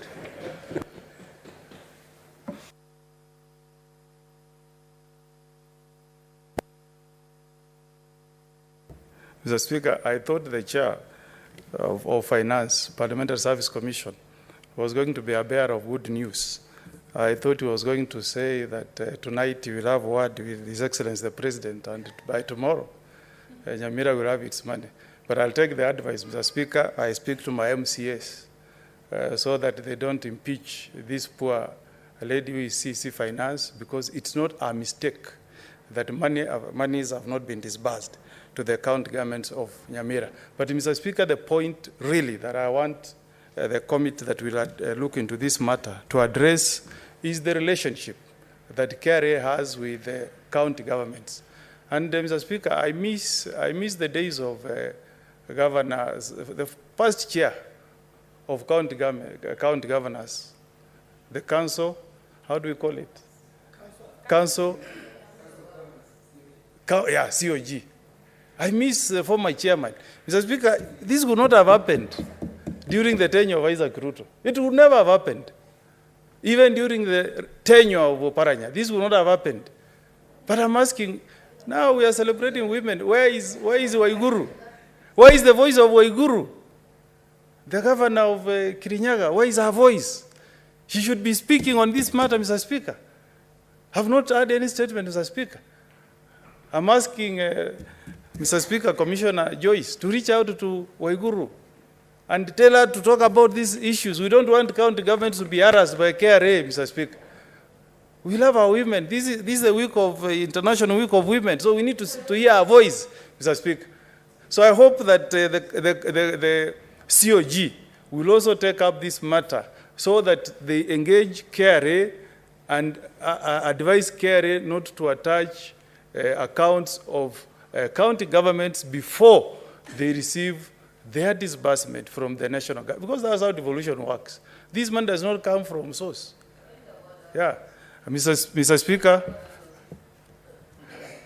What is your point of order, Senator Joyce? Thank you very much, Honorable Speaker. Is it in order for the Senior Counsel to put a blame on Chair of Council of Governors? Yet he knows that the same problem that is removing from the CC in charge of finance within the particular county is also the blame that the Chair Council of Governors is putting to the Treasury. Is he in order?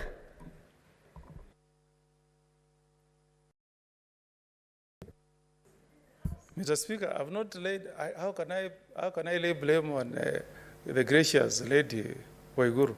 All I'm urging is we want to hear a voice. We want to hear the voice of the chair of COG to come and address these issues that are facing our counties. And in fact, I want to also take a personal effort, the way I've been advised by Senator Kinyua, to speak to my MCAs in Nyamira, to spare this poor lady the CC Finance, who is being impeached for lack of funds in the county government of Nyamira, yet the mistake is not of our own making. And Mr. Speaker, advise Senator Kinyua that he cannot speak twice on the same issue. He's out of order. He's out of order, Mr. Speaker. And he's totally out of order. Senator Mugeni, that's my work, really. Proceed, you're out of order, Senator Kinyua.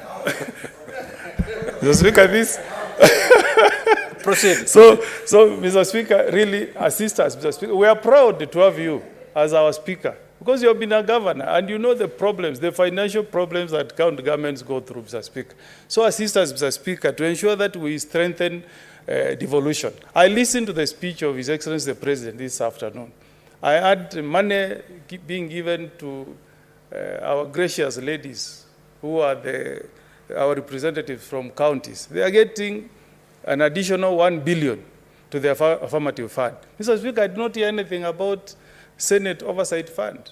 Mr. Speaker, we need to also have our leadership engage with the President. I don't know, where was our leadership when the gracious ladies were engaging His Excellency the President? Today they got 1B towards the Affirmative Action Fund. But, Mr. Speaker, senators to date have no money for oversight, Mr. Speaker. And I guess maybe if we had money for oversight, we'll be able to do capacity building for our MCAs so that they don't harass our CECs for mistakes that are not of their own. So I support Mr. Speaker and thank the Senator for Migori for bringing this statement to the House, and I hope that we'll get some solutions to these problems that are facing our county governments. I support, Mr. Speaker. Senator Mugeni, I heard you saying you would wish to table. Yes. That kindly proceed. And Mr. Speaker, on behalf of the great people of Nyamira, Mr. Speaker, I wish to table the letter dated 15th February 2023 from the Kenya Revenue Authority closing the accounts of the county government of the Nyamira County Assembly, account number 1000009,877 on allegation of non-remittance of pay for the month of January, totaling to Kenya shillings 2,899,433. I table, Mr. Speaker.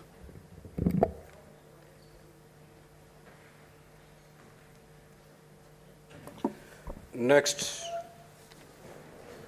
Senator Asige Crystal.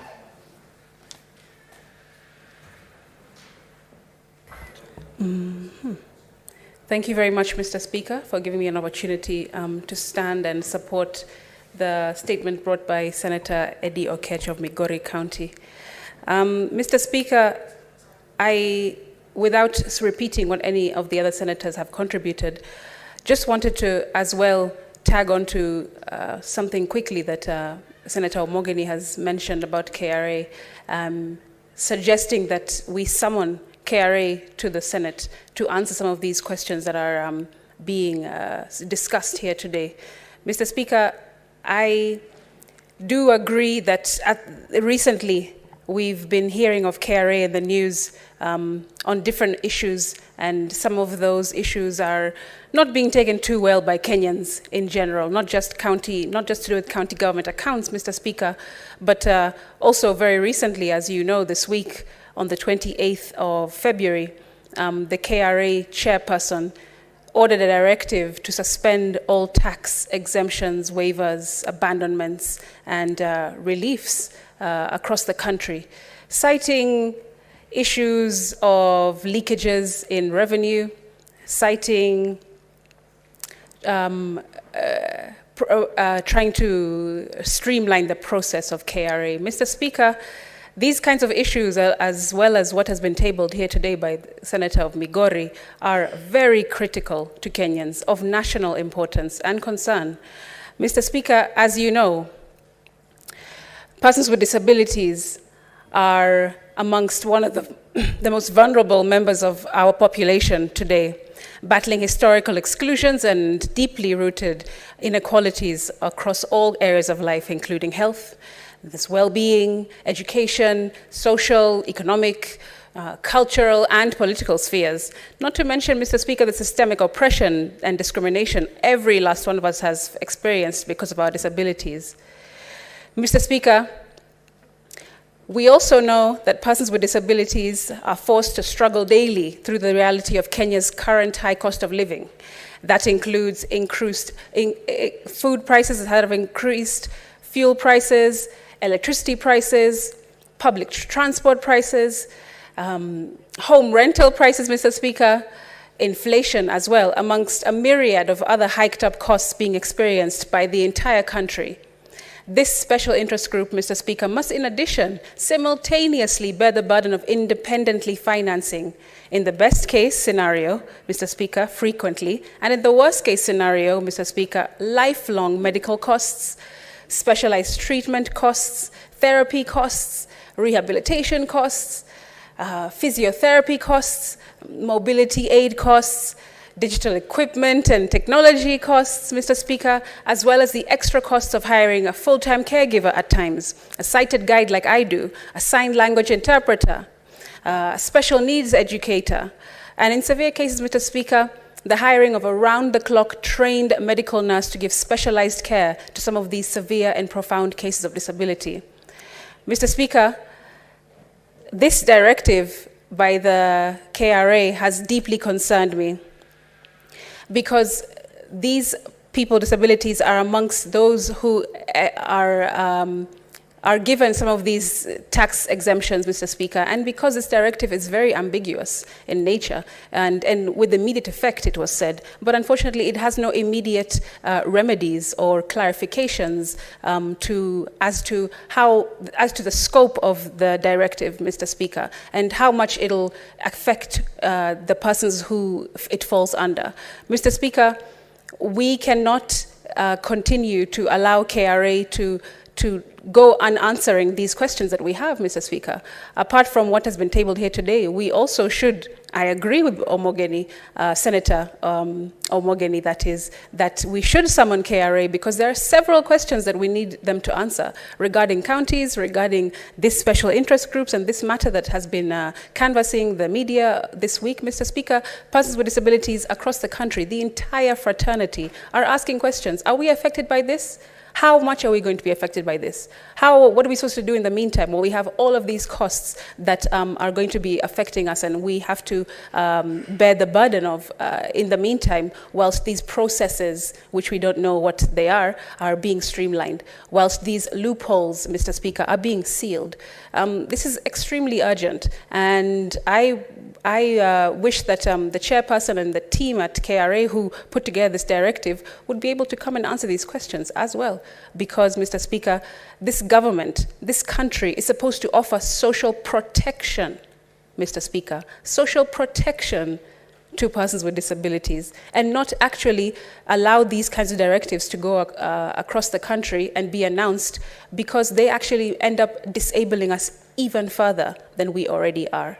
Mr. Speaker, it's extremely important, not just to me, not just to the people that have been calling my phone the entire week, asking questions, what does this mean for us? But Mr. Speaker, because of the dignity of people who are living in this country. As we all know, any one of us, any one of you, shall I say, because I'm already in this fraternity, can join the PWD fraternity any day. And if by some bad luck that happens, I am absolutely certain that this will be of a priority, Mr. Speaker. So KRA should indeed come and answer all of our questions. I thank you. Senator Mandaga. Thank you very much, Mr. Speaker. Mr. Speaker, I rise in support of this statement by Senator Eddy of Migori, Mr. Speaker. Mr. Speaker, counties have continued to bear the brunt of failure to release its equitable share of resources timely, Mr. Speaker. And Mr. Speaker, for Kenya Revenue Authority to actually close the accounts of Nyamira County Assembly is not only unfair, but I would say it's not rational, Mr. Speaker. Mr. Speaker, I say that because Kenya Revenue Authority is the authority tasked with the responsibility of collecting taxes, revenue, and submitting to Treasury for onward submission to counties and national government. Mr. Speaker, not only have KRA closed the accounts of Nyamira County, but they have also had another practice, Mr. Speaker, where when there is delay in release of salaries, and staff of county governments have gone without salaries for 3 months, Mr. Speaker, Kenya Revenue Authority levies a penalty on accrued payee for mistakes that were committed by National Treasury, KRA being an agency of National Treasury, would therefore not blame county governments. Mr. Speaker, I think as a Senate, we must think of amending the PFM Act and the Finance Act so that funds meant for counties before any other funds is sent to any other government, national government entity, Mr. Speaker, the funds are sent to counties. It is really unfortunate that the county can pay a levy of almost 100, 200 million on account of delayed remittances of payee when there has been serious delays in disbursement to counties, Mr. Speaker.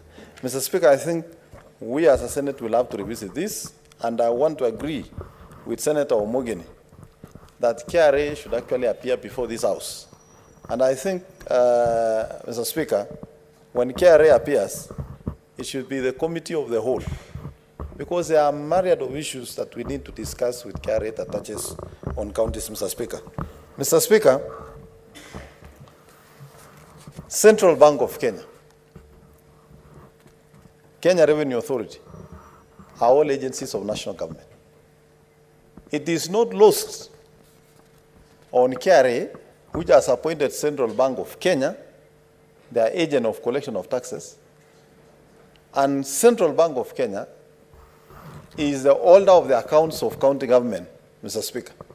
There is no way KRA will persuade us, Mr. Speaker, that they don't know whether they have received the money for Nyamira County, Mr. Speaker, to the extent that they are acting on behalf of KRA to close their accounts and freeze all the funds that are coming that should have gone to the County Assembly of Nyamira. So, Mr. Speaker, we urge the committee that will handle this matter, Mr. Speaker, to take this matter seriously, and as a House, we would like to have a session with KRA, Mr. Speaker. Mr. Speaker, the matters that have been raised by Senator Asike on persons living with disability and the exemptions they have been having, Mr. Speaker, Kenya Revenue Authority must come out clearly on what is the fate of the PWDs of this country on matters exemption. Mr. Speaker, this country, if KRA is not aware, PWDs are already disadvantaged, even when it comes to treatment or getting assistive devices. Mr. Speaker, the only assessment center that is used to determine the kind of support PWDs need is only one, and it is not sufficient at Kise, Mr. Speaker, which is also simultaneously used for training. Therefore, even the capacity for it to do the assessment is not there, because at the same time, they must use the facility for training. PWDs are already disadvantaged. As a nation, we cannot afford to disadvantage them further.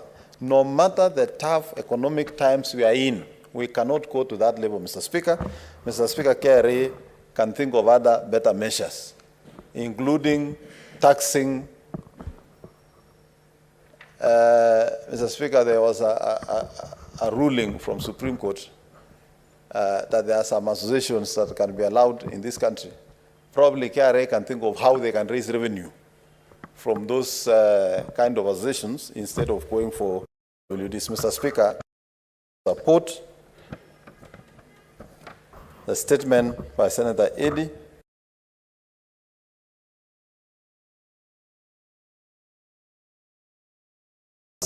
On these matters of counties, because it is very detrimental to close accounts of a county assembly, Mr. Speaker, which has resulted in an impeachment of an innocent CEC who cannot take a salary or a proceeds from the farm to finance the county assembly of Nyamira. Mr. Speaker, I submit. Senator Enoch.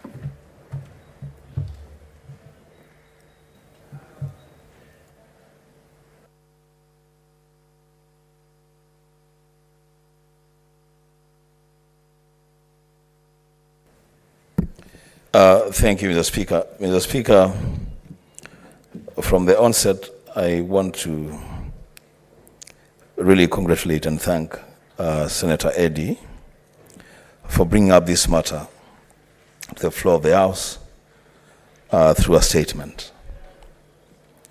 Mr. Speaker, the situation in KRA and the old regime of remittance of revenues to counties is a matter that actually we need a substantive motion to deal with. Mr. Speaker, you know, you allowed me yesterday, alongside 6 other colleagues, to go to Kitui County Assembly for my annual address of the Assembly. One of the things that the County Assembly of Kitui bitterly complained about is a matter of KRA and the many instances that they have had to really be pushed against the wall by KRA on matters revenue. Mr. Speaker, it is basic knowledge. You can only pay or deduct from an employee's salary, pay as you earn, if the salary is available in the first place. If there is no salary from where to deduct pay as you earn, then you cannot deduct pay as you earn. It is not the responsibility of county governments to provide to themselves monies to pay their employees. County governments, Mr. Speaker, receive their share of revenue through this Senate, through the annual county allocation of revenue bill.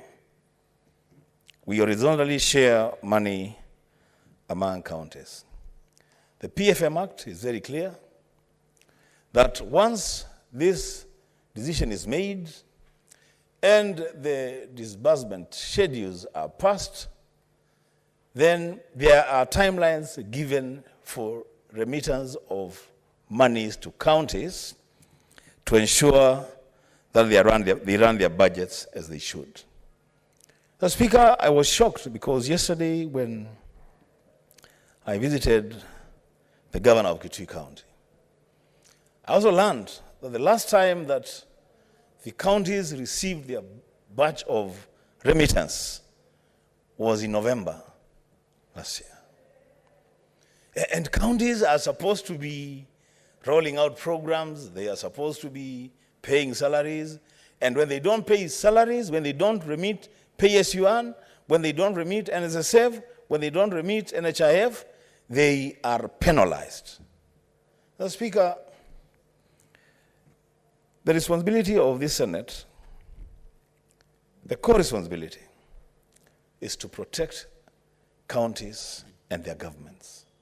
And if there is one area, Mr. Speaker, that this House needs to cross ranks, and as I said, bring a substantive motion beyond summoning KRA to appear before a committee of the whole. Bring a substantive motion. Eddie, I challenge Eddie to bring a substantive motion so that we discuss this matter of remitting revenues to counties. Because, Mr. Speaker, what we are doing, and this is we are doing inadvertently, is actually, without knowing, we are presiding over the death of devolution.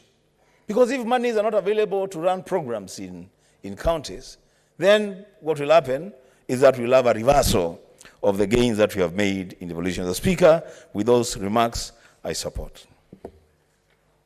Senator Manzo.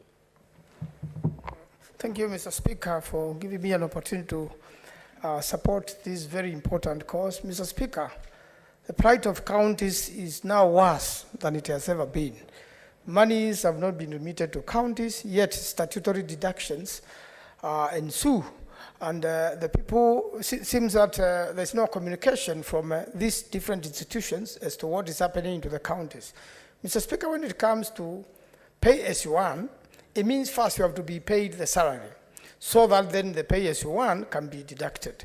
And the pay as you earn is such an automatic deduction, Mr. Speaker. You cannot close the accounts of a county assembly simply because pay as you earn has not been remitted while several months have taken place. I have had an opportunity to follow this in the case of Makueni, and realize that, and also in all counties, realize that the CS of Treasury has communicated that he's in short of funds to governors. And at the same time, he's able to remit as he pleases to one county or another discriminatively. I believe whatever monies have been found for the counties, they should be released at the same time so that all governors are treated equitably, such that you don't punish Nyamira County or punish Makueni, delay their payments to the hard-working governor of Makueni, and then end up, asking for pay as you earn, which he has not even paid salaries, Mr. Speaker. It really puts the whole situation in a very difficult situation, and this affects not only the county government, but also the county assemblies, the executive as well, and therefore it affects even our MCAs, and goes on to affect every other, system in the counties. And I believe, as the Honorable Senator Wambua said, we have to be careful not to preside over the death of devolution. We have a role and we have a duty, and I believe when this matter comes up to the committee, we would like to attend as many as possible, and I agree with the suggestion that it comes to the floor of the House so that we can be able to deal with this matter and be able to do our role of oversight on some of the activities KRA is doing over the counties and making an effort to crush the counties. Mr. Speaker, devolution is so important, and you know it, that some of the roads which had never been done, or some of the activities in dispensaries and health were done when first governors and second governors and now the current governors came into place. And this would never have been happened if it remained in the old system. I thank you, Mr. Speaker. I support. Next order, that statement is committed to the relevant committee.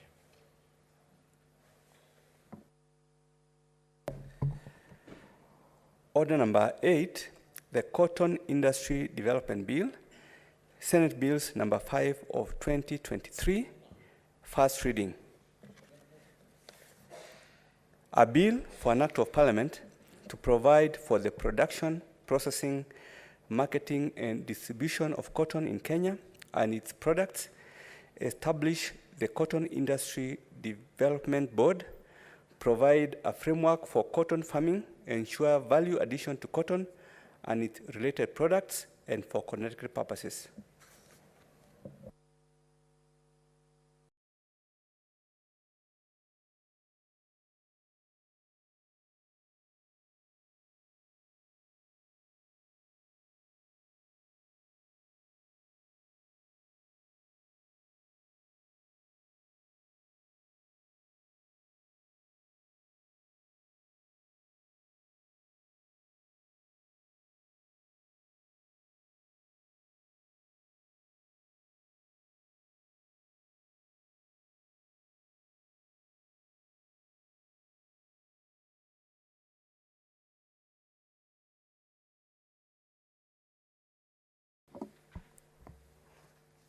Honorable Senators, we will defer item number 9,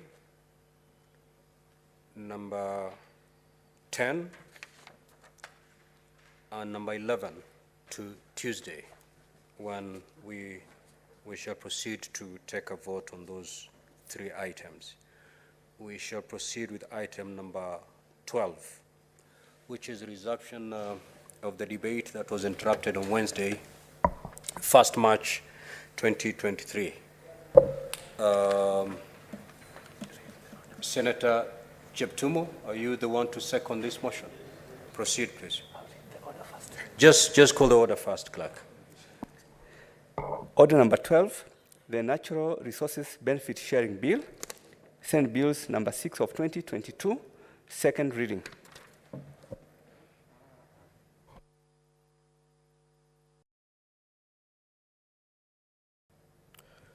Thank you, Mr. Speaker. Mr. Speaker, I beg to second this bill. And Mr. Speaker, I want to thank first and foremost my colleague, Senator Mungatana, for this very important bill, because, Mr. Speaker, since independence, there has been no framework for sharing of benefits for natural resources. Mr. Speaker, every community in Kenya is blessed with natural resources, Mr. Speaker. Others are blessed with minerals, others with even water, even sunshine, Mr. Speaker. Areas like Northeastern and part of where I come from, that is Baringo and Elgeyo Marakwet, we have a blessing of the sun, Mr. Speaker. Some areas they have geothermal and various other natural resources, Mr. Speaker. And therefore, the lack of framework for the sharing of the benefits arising from these natural resources, Mr. Speaker, has in a very big way disadvantaged the locals in those areas, Mr. Speaker. So this bill is coming at the right time, and I want to thank my colleague for this step. Mr. Speaker, when we went devolution way, it was one of the ways of also ensuring that we get the benefits of our governments, so that resources are, Mr. Speaker, then taken closer to the population. Those counties again and county governments, Mr. Speaker, then again will have a chance now of even looking into their resources that they have. So, Mr. Speaker, this bill is intended, as moved by my colleague here, to benefit the locals. Mr. Speaker, when you served as the governor of Kilifi, I am sure you took time to identify the various resources in your county.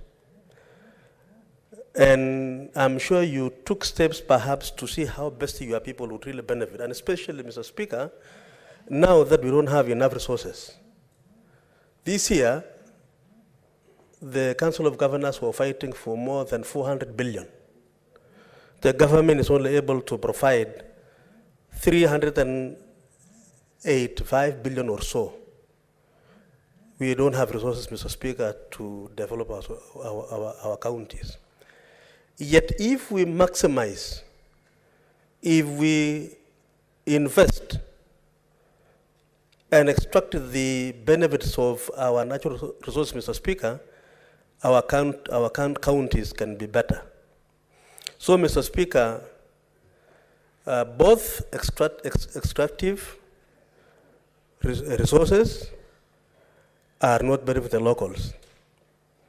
The bill, Mr. Speaker, is also happily moved by the Honorable Mungatana, is proposing a formula on the sharing of the benefits of the natural resources. Mr. Speaker, the national government has been benefiting from those resources, and the locals have not been able to access even a portion, and if indeed they do, very minimal. This bill, Mr. Speaker, proposes that government, national government, takes 60% of the benefits of the natural resources.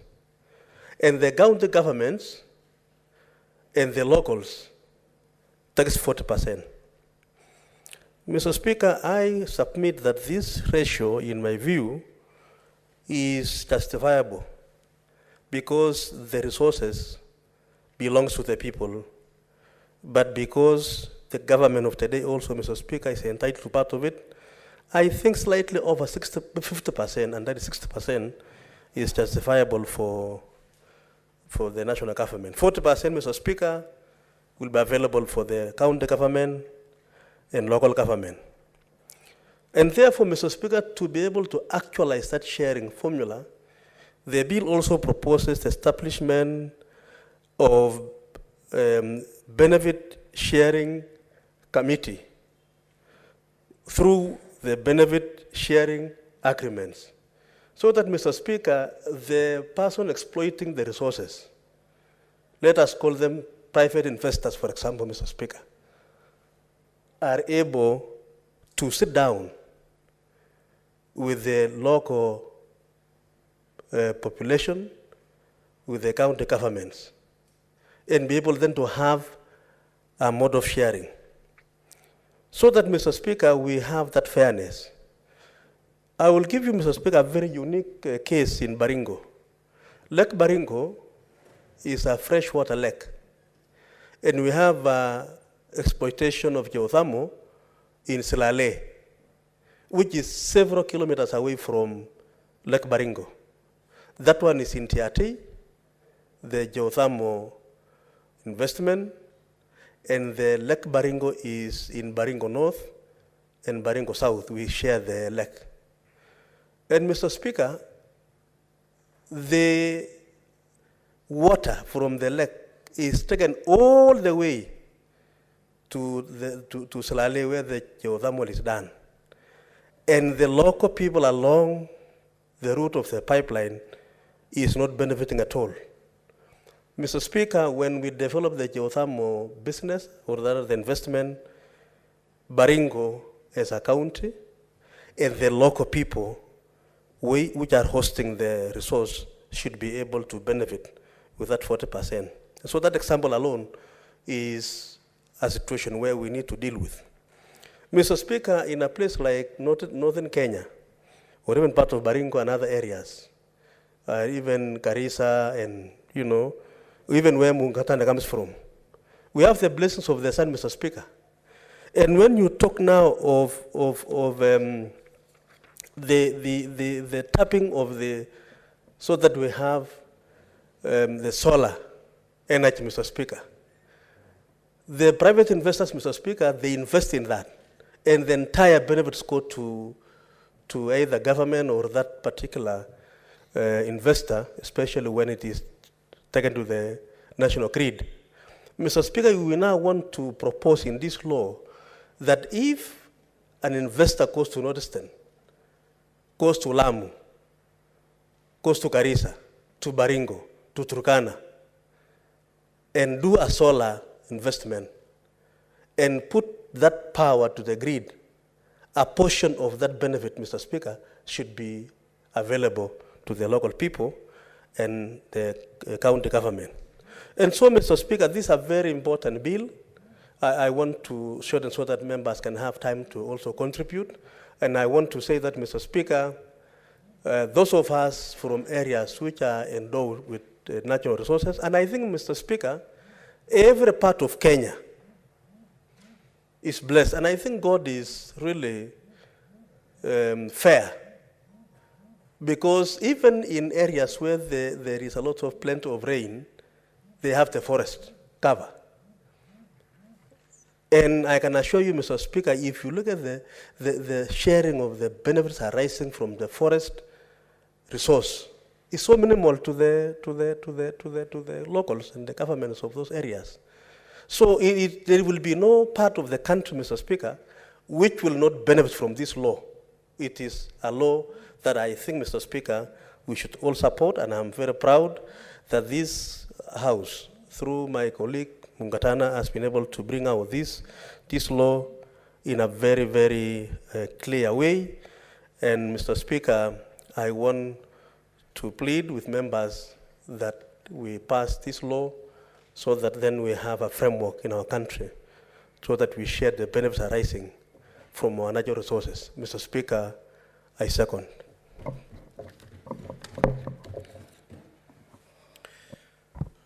Honorable Senators, I do now propose the question that the Natural Resources Benefit Sharing Bill, Senate Bills number 6 of 2022, be now read a second time.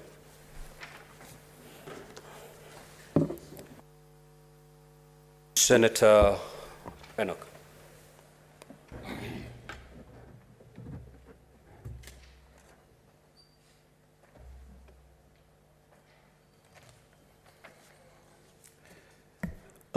I thank you, Mr. Speaker, for this opportunity to add my voice on this all-important bill, the Natural Resources Benefit Sharing Bill 2022 by our friend, our colleague, the Senator of Tana River, Senator Danson Mugatana. The Speaker,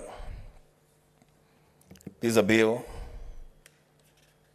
that perhaps should have come to the Senate the day before yesterday. It's a very, very important bill for counties, and especially on the matter of sharing benefits for resources found within counties. Mr. Speaker, I'll go straight to the bill, and in the bill, part 1 of the bill, Senator Mugatana is proposing the natural resources for which this act will apply. And the bill lists those resources as sunlight, water resources, forest biodiversity and genetic resources, wildlife resources, industrial fishing, and wind. The Speaker, I will urge the promoter of the bill, and if he can get his attention, because this is very important, that naturally when you name one, then you exclude the others. On this matter of the natural resources, I want to ask Senator Mugatana to consider including sand as a natural resource that should be covered in this act. Speaker, I come from a county or a region that perhaps supplies arguably more than 50% of the sand that is used for construction in this city. But the benefits that go to the people of our region arising from the sand cannot even be computed. The benefits are insignificant. In this bill, Mr. Speaker, I see an opportunity where then sand becomes a resource for which there are benefits that would go to the communities. So I'll ask the promoter of the bill to consider including sand in the natural resources. So, Speaker, as we debate this bill, let us all be guided by the need to come up with win-win arrangements so that everybody involved in the extraction of the resources goes on with something that is significant enough to be happy about. Mr. Speaker, I say this because I have seen situations in the exploitation of resources, especially from my county, where government institutions and private entities are just interested in the share of their benefits with very, very little consideration to the people who live in the areas where these resources are exploited from. Mr. Speaker, the percentages proposed by our senator are fair. This is a fair arrangement. And let's pursue it to conclusion. Mr. Speaker, I also want to go to part 2 of the bill on the functions of the Commission on Revenue Allocation. I will invite Senator Mugatana to kindly look at the functions assigned to CRA and ensure that they don't conflict with the roles that you have assigned to the benefit sharing committees in the counties. So the CRA should not come to Kitui County and begin to dictate. If Senator Mugatana will agree to include sand in this, come and dictate what it is that the people of Kitui should get from their sand resource. Let the role of CRA be facilitative, as opposed to helping in making decisions as to what the benefits will be. When I look at this bill, the roles, the functions of the CRA would emasculate the functions of the county benefit sharing committees. Let's be very clear about that. Lastly, so that we also give other senators a chance to weigh into this, part 4 of the bill on benefit sharing agreement. Through you, Mr. Speaker, I want to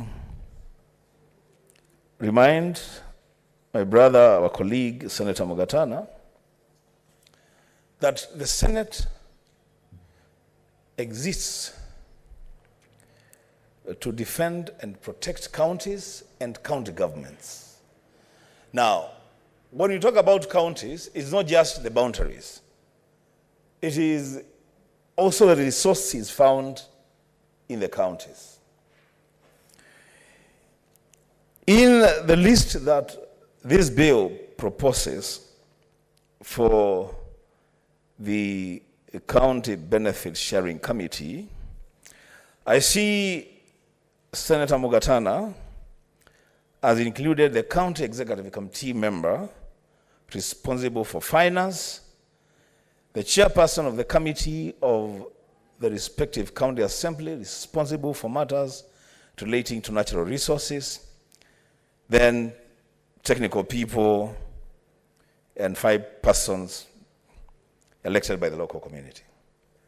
The Speaker, it is my submission that the office of the county senator should be represented in the list of the members of the County Benefit Sharing Committee. You cannot leave the office of the senator from such an important committee, because it is our duty and responsibility, constitutional duty, to defend counties and county governments. The Speaker, I would have wanted to say a lot more, but I want to be also considerate to other members who would want to weigh in on this bill. But just to tell the promoter of the bill that this really is a very, very important bill. I would actually ask the promoter of the bill, through you, Mr. Speaker, that perhaps even in the course of the debate of this bill, he could organize a caucus, a meeting the senators, to just understand this bill even better and enrich it. So by the time we are getting to division, then we have a very good and nice bill that we can take to our counties. I thank you, Mr. Speaker. Senator Chirange.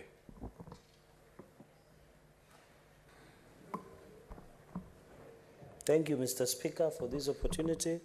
From the onset, I want to commend and congratulate Senator Danson Mugatana, the famous Mula Mamba, sorry. I think Mr. Speaker is doing extremely very well, considering he's a seasoned parliamentarian. I want to pick it up from where my brother Bishop, Senator Enokio Wambua, has just left by saying resource is one of the very crucial and important elements. Mr. Speaker, the reason there is always conflict, there is always difference, is because of fight over resource. Anywhere in the world, when you look about Ukraine versus Russia or Russia versus Ukraine, Mr. Speaker, the underlying or the bottom line is because of resource. When in the last session we fought by the winning and losing countries because of resource. We fight daily because of resources, because everybody needs that resource to survive. Mr. Speaker, this bill is so much important, very critical, and therefore I find it honored and privileged to be part of the people who will leave the mark in terms of what essentially we have done. Mr. Speaker, this is a very important bill. When you talk, because, and I agree with Senator Wambua that he has indicated that we should increase the scope, because this bill wants to cover by saying natural resources like sunlight, water resources, forests, biodiversity and genetic resources, Mr. Speaker. Mr. Speaker, there is wildlife resources, industrial fishing, and wind. Because sunlight, Mr. Speaker, you know, especially Northern Frontier. Why don't we have the president And the world is talking about climate change. Why don't we use clean energy, Mr. Speaker? I remember, and maybe you can confirm this, in the year around 2020, and the former Senator Alake Abushiro brought a statement why the government was putting now taxes on solar panels. If we want to get use of electricity, which is using water, or use diesel and generators, Mr. Speaker, we need to zero rate panels so that every Kenyan can buy solar panels. And I wish we have even solar panels factories. You have seen one where they are selling even that power to Kenya Power, like geothermal. Like we have solar panel farm in Nyeri. We have another one in Wazingishu where they are selling that megawatts to the Kenya Power. The only unfortunate and the underlying red herring on that agreement is on the PPs, Mr. Speaker, independent private power producers, and they have been selling in terms of dollars. And that is where we are losing it as a country. Let this solar energy they are selling to Kenya Power do it in local currency, so that you can see the shilling is around the dollar is 127 as against 1 shilling. $1 is against 127 Kenya shillings, Mr. Speaker. So we need to zero rate so that we promote also clean energy, green energy, and climate change. On water resources, Mr. Speaker, you come from that region of coast and also Lake Victoria. We are talking about blue economy. Let us exploit and ensure that we do that. On forest, Mr. Speaker, as I said earlier in the day, Nandi is a very unique county. We have 3 forests. Nandi North, Nandi South, and Tindred Forest, which pros. By the way, many people, Mr. Speaker, don't know Mau is not only Narok. There is a lot of misnomer, and I wish my brother from Narok was here. Mau complex stretches all the way to Tindred, all the way from Momba, all the way to Nakuru, to Bomet, to Kericho, to Nandi, up to Narok. That is what we call Mau complex. And therefore, for example, in Nandi, which is within our borders, are 3 forests, which is unique because, Mr. Speaker, there is no any other county that has more than 3 forests. And it is important, Mr. Speaker. Mr. Speaker, we need to have a conversation. I remember our current, the Deputy President, His Excellency Rigathi Gachagua, had even proposed to ensure families own these forests and protect. We allow Shamba system. And I think that is even the late Nobel laureate, Wangari Maathai was saying, if Shamba system is allowed and people are disciplined, we protect those trees, Mr. Speaker, because we don't want to create enmity between the forests and also the communities that are next to those, of course, protecting from land grabbing and other issues, Mr. Speaker. So we need to look at if we can do Shamba system and protect our forests at the same time. Mr. Speaker, when you talk about biodiversity and genetic resources, Mr. Speaker, and I'll bring a bill on this, can you believe that there are organizations in this country, Mr. Speaker, that collect our samples, especially when they are doing research on many diseases, malaria, tuberculosis, HIV and AIDS, anemia thrombosis, this one, there are many diseases, tuberculosis among others. Can you believe there are people from outside the country who pick Kenyan samples and go and do research in Harvard or in other universities in the world, but they don't pay us anything. They don't pay anything. They take blood sample, they go and do research, then they don't even the least they can do, they don't even accredit, or even when they are publishing those research, they don't even acknowledge the Kenyan doctors that ensure they took those samples, Mr. Speaker. So I really welcome this. This is a unique area, and I will be bringing a comprehensive bill where when you get a Kenyan sample, when you are talking to South Africa, to UK, to America, you must pay the revenue, Mr. Speaker, sir. And therefore, it is a conversation that we must have. This AMPAT that you see here, either in referral, Moi teaching a referral, they are picking our samples and go and do research abroad and publish and get money for it, but they don't recognize the role that our doctors and people who do research locally, Mr. Speaker. And therefore, this issue of genetic resources, I'm very particular with it, and biodiversity.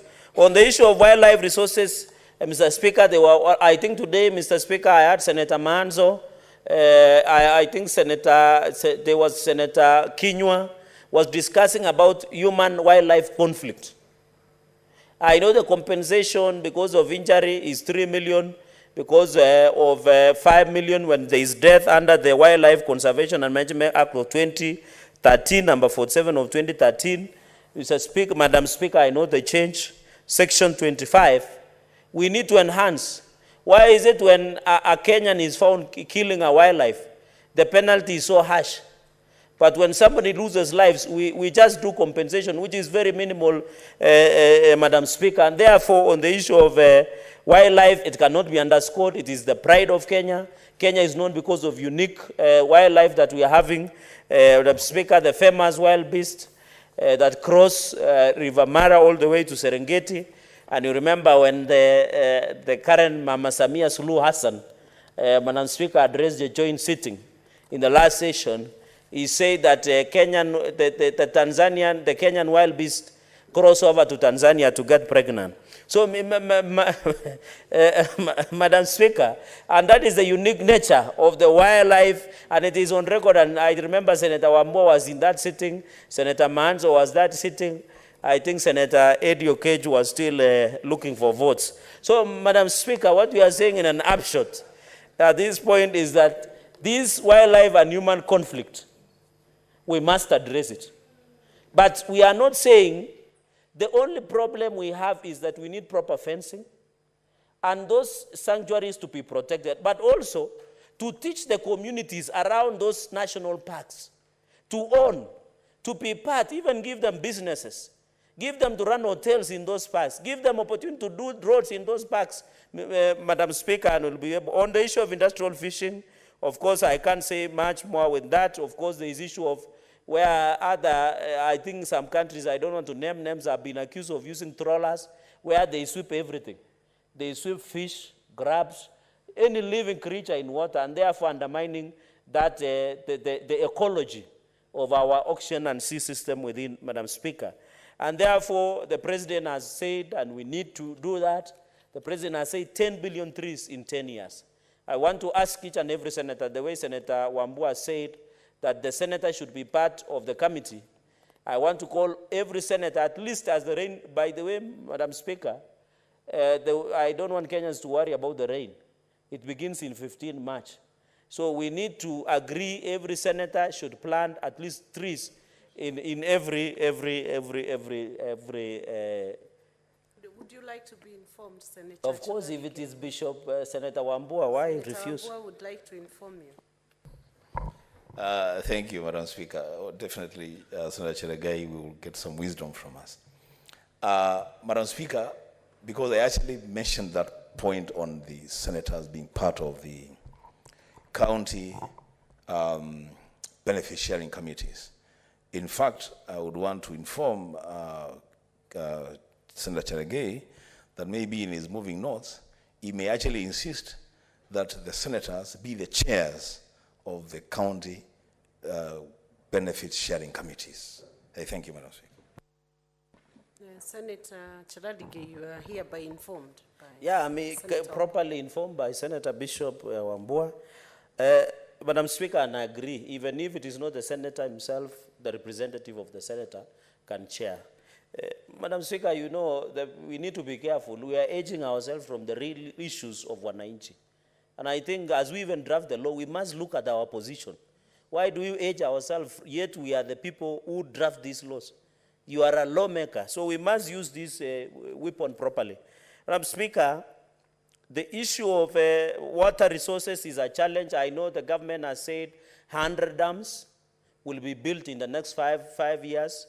There is Tuake Dam, there is Carmenu Dam, there is Posta Dam in Bomet, there is here in Chemosusu Dam, they are finishing the second part. Madam Speaker, we have Sondu Miriu Dam that is built along border of Kericho and Nandi, and also, of course, Nandi would want also water.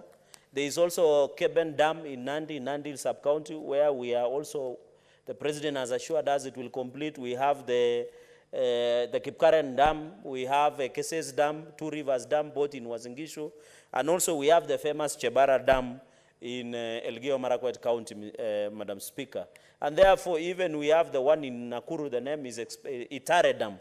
In Nakuru, it will be very beneficial. So the government is committed to ensure 100 dams. And I know the larger Kitui and Makueni and Machakos, of course, they will get their dams. And I know, Madam Speaker, the substantive speaker also, there is still a lot of challenge of water in coast region, where despite there is a lot of water in Mombasa, many people believe that auction is near, they have water. They are also really challenging because they need to do desalination. I don't know whether that English is correct. It came with desalination. Okay, you know, those English did not come with the Meli. Now, Mr. Speaker, finally on the issue of course, these are some of the, when you talk about water resources, there is the famous issue of Muranga, where you come from, Madam Speaker. We need also to agree on charging, but we don't need to charge too much. Let us charge 1 shilling, 5 shilling. Charging a little too much for the water users. And, Madam Speaker, we need to collapse these authorities. You hear Water Resource Authority, Water Users Authority, National Irrigation Authority, National Board Authority. Madam Speaker, we need to be fair. Let us collapse these bodies and come up with this one so that it's easy for 190. Even the rural, in fact, proposing that we form rural water circles where 190 in Makueni, in a place called Wote, can be able to access the water easier, Madam Speaker. Madam Speaker, I agree that on the third point I wanted to make is that CRA, I am conflicted about the role of CRA, but maybe we need to relook, Madam Speaker, because the role they are trying to play is very important, at least parting of benefit sharing agreements. But what is important, and I agree, is that any county benefit sharing agreement, Madam Speaker, the county assembly should pass. Now, senators, if we are giving MCAs powers and we are not giving ourselves, where are we placing ourselves? Can you believe if there will be a commercial exploitation of this natural resource to billions and trillions of shillings? The people will decide that agreement are the MCAs. Yet as a Senate, who are the owners and drafters of this bill, rules, and Senator Danson Munkatana, we don't have a role. And that is why we have a problem with Tulo Oil in Turkana, where Senator Lomenen comes from, Madam Speaker. Madam Speaker, and therefore identify counties, I agree, administration of funds, which is okay, research, which is okay, resolving of conflicts, Madam Speaker, there are many conflicts that continue, but I hope this will end. Then committee forums. Madam Speaker, there are 2 points. The issue of conservation of natural resources. This is a clarion call of the President that he has insisted that the issue of climate change is here with us, and therefore we must go into future. Let us improve on our forest cover, move it even to more than 10%, Madam Speaker, and therefore we'll be able to sell carbon credits to other nations, Madam Speaker. The issue of restoration of environment, Madam Speaker, I must insist on this. When Solai Dam tragedy happened and 48 lives were lost and many injured and maimed, environment was also destroyed in Solai Dam, where Patel in Nakuru County. Madam Speaker, we must be giving out restoration orders of the environment. If we have to provide, even if you go and do quarry somewhere in Migori, you must ensure, Madam Speaker, you must ensure, Madam Speaker, you must ensure that there is restoration, Madam Speaker, of that environment. Madam Speaker. What is your point of order, Senator Kenywa?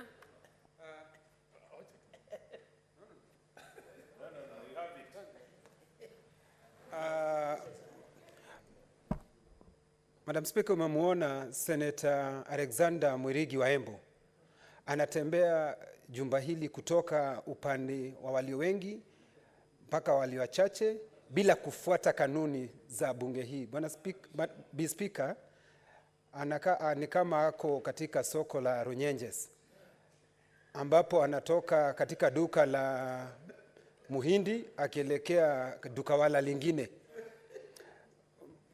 Speaker, mwambie afuate sheria vizuri, na ni vizuri Speaker umwambie arejelee aweze kufanya vizuri ndio iwe funzo, aweze kuzoea mambo ya vile inapaswa kufanya. Asante Speaker. Senator Mudigi, if that's what happened, you're lucky I did not see you.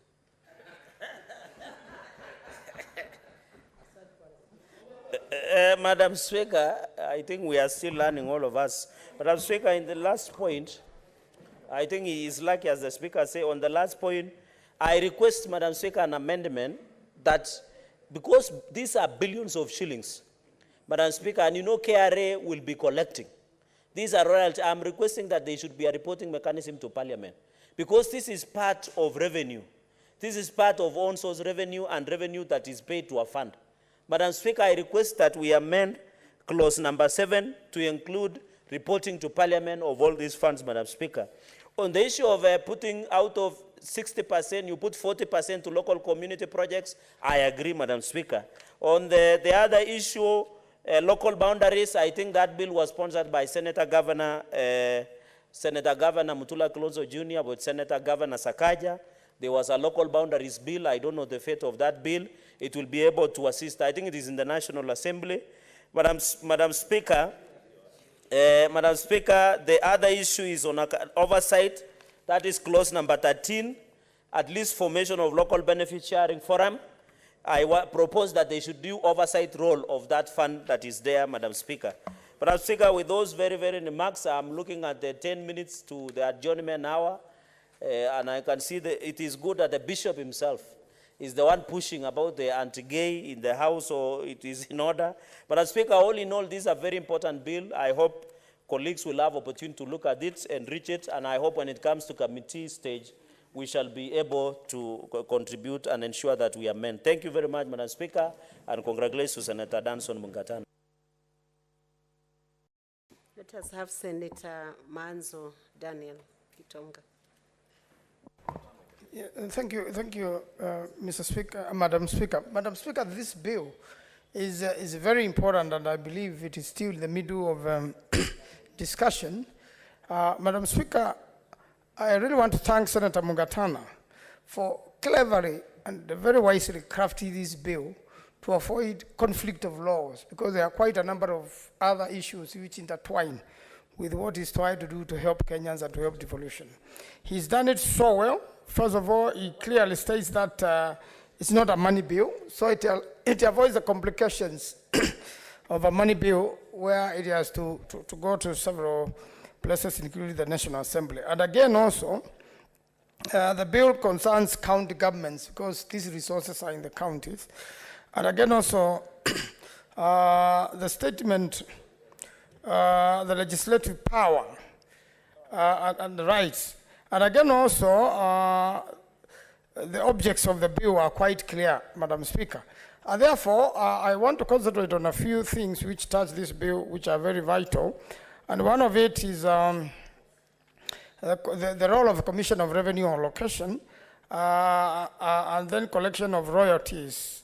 And then when we go to the areas specific which we want to deal with, Madam Speaker, there is sunlight, which we have a lot of it in Ukambani, whereby this is solar harvesting, which can be used for cooling, cooling systems or coolers to store mangoes and other fruits we manufacture.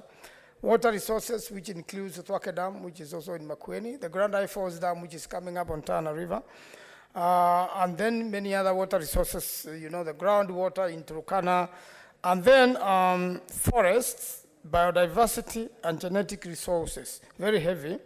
Wildlife resource, which is what I've been talking about this afternoon, with wildlife conflict, Madam Speaker, whereby the wildlife near our counties or around our counties should really benefit those counties, because the biggest damage is done to the county residents in those particular areas.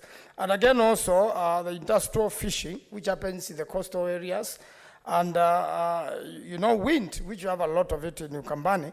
And once all this is done and dealt with, Madam Speaker, then it becomes, a very serious matter of consideration, and it becomes a very big source of income.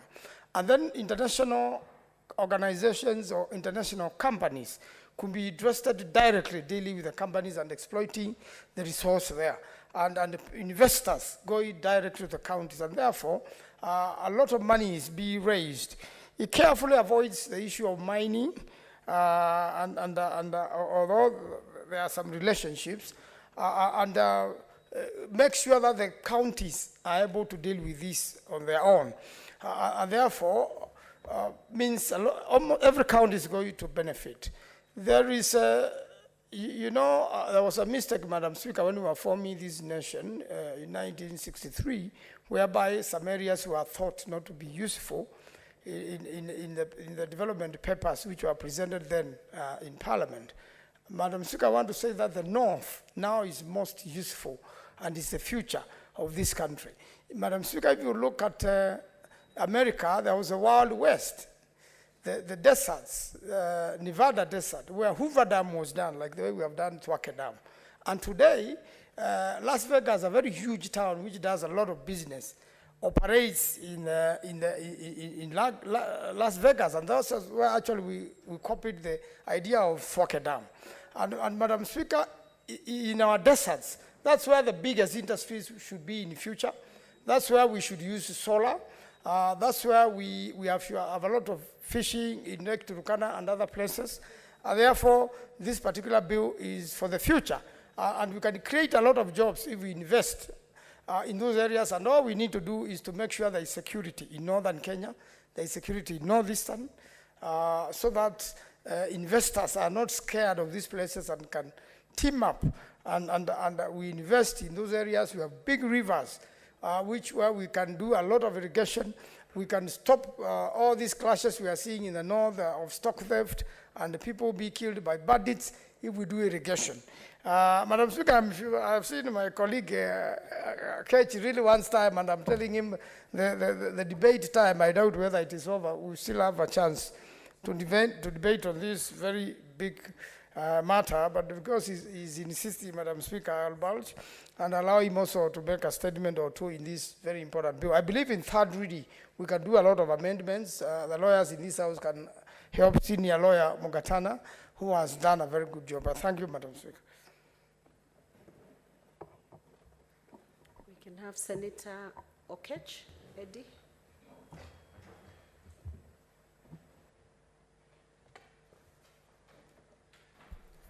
Madam Speaker, thank you so much for giving me opportunity to actually just make a few comments due to pressure of time in the debate on this bill by Honorable Senator Mugatana. I think this is one of the most brilliant bills that has ever come in this house, because resources define how societies do thrive.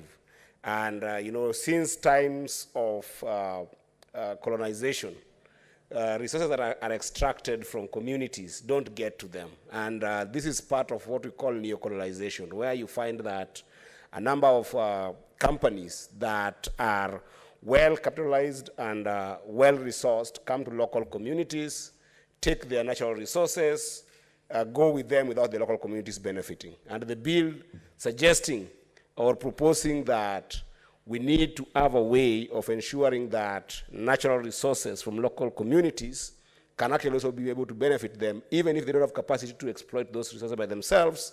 It's a brilliant bill.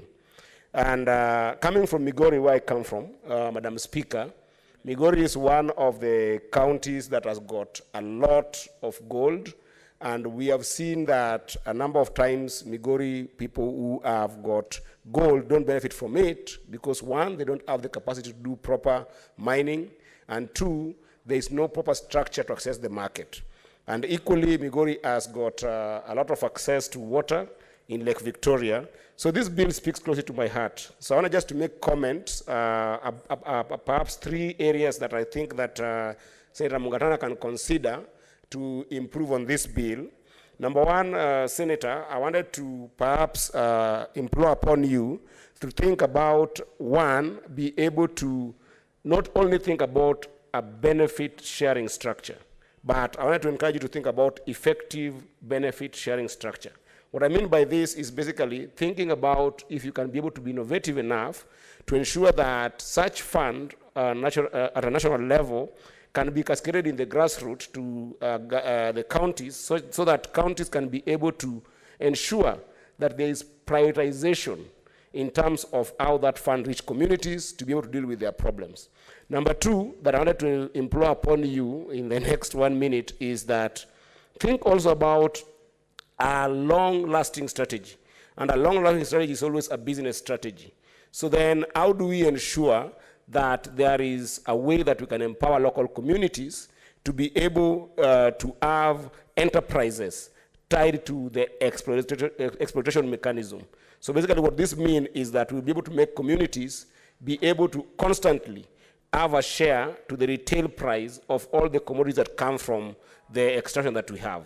So basically, how do we ensure that this fund can enable communities to be able to do enterprises that will last for longer and have a bigger share in the long term, to the extent that they can constantly be able to earn from this kind of engagement with the private sector in their communities, rather than just depending on royalties and which looks like grants and donations. I think with that, because of pressure of time, I thank you, Madam Speaker, and I hope that I'll engage more with my colleague to be able to put some more input, even in capacity building, to these local communities to deal with the issues that my brother Cherargei was talking about, of the effect of extraction in our communities. I thank you, Madam Speaker. Senators, it's now 5:30, and Senator Wabua was to move a motion which is of national importance. I invite Senator Wabua to take the floor.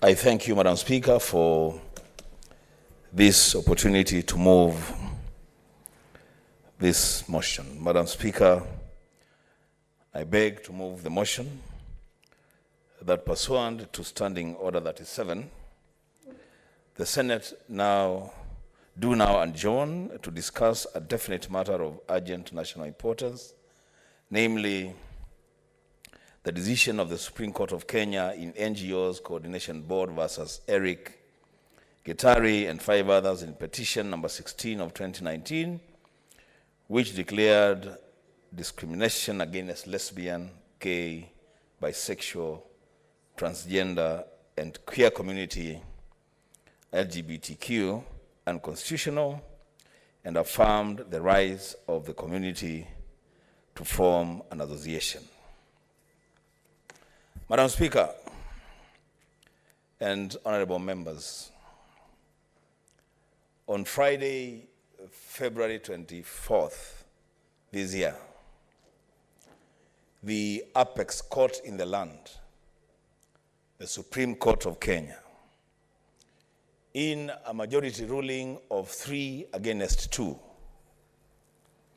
shocked the moral foundation of this country. The court ruled, and I quote, "Despite gayism being illegal in Kenya, they have a right of association." Madam Speaker, since the day of that pronouncement, the country has been thrown into a state of restlessness. The country is no longer at ease. We are not at peace. Parents, Madam Speaker, are crying out loud, demanding that the court be stopped from defiling the moral fiber of our society. Madam Speaker, Article 1, Cap 1 of Chapter 1 of our Constitution, in simple, plain English, declares that all sovereign power belongs to the people of Kenya. Therefore, Madam Speaker, the 3 arms of government, the judiciary, the executive, and the legislature, only exercise delegated sovereignty. The Kenyan people are the real sovereigns. Madam Speaker, if any arm of government goes rogue, the sovereigns are both a moral and legal responsibility to beat that arm of government back on track. The sovereigns, Madam Speaker, in their millions, have spoken. And I speak today, Madam Speaker, both as a member of the sovereign community, and as a leader upon whom sovereign power has been delegated, to say a big no to the registration or official recognition of LGBTQ in Kenya in any form or shape. Madam Speaker, Article 45, 1, 2, and 3 place the family at the core of society and social order. It talks about the right of adults to marry a person of the opposite sex. It also speaks about equal rights to couples. Madam Speaker, I want to make full disclosure on the floor of this House. That, Madam Speaker, I speak, yes, as the senator elected to represent the interests of the great people of Kitui in this Senate, but I also speak as a Christian, a practicing Christian, a born-again Christian. And in the book of Romans, chapter 1, verse number 16, Madam Speaker, I am not ashamed of the gospel of Jesus Christ, because it's the power of God and salvation to those who believe. Madam Speaker, the Apostle Paul, speaking to the church in Rome, chapter 12 of Romans, 1 and 2,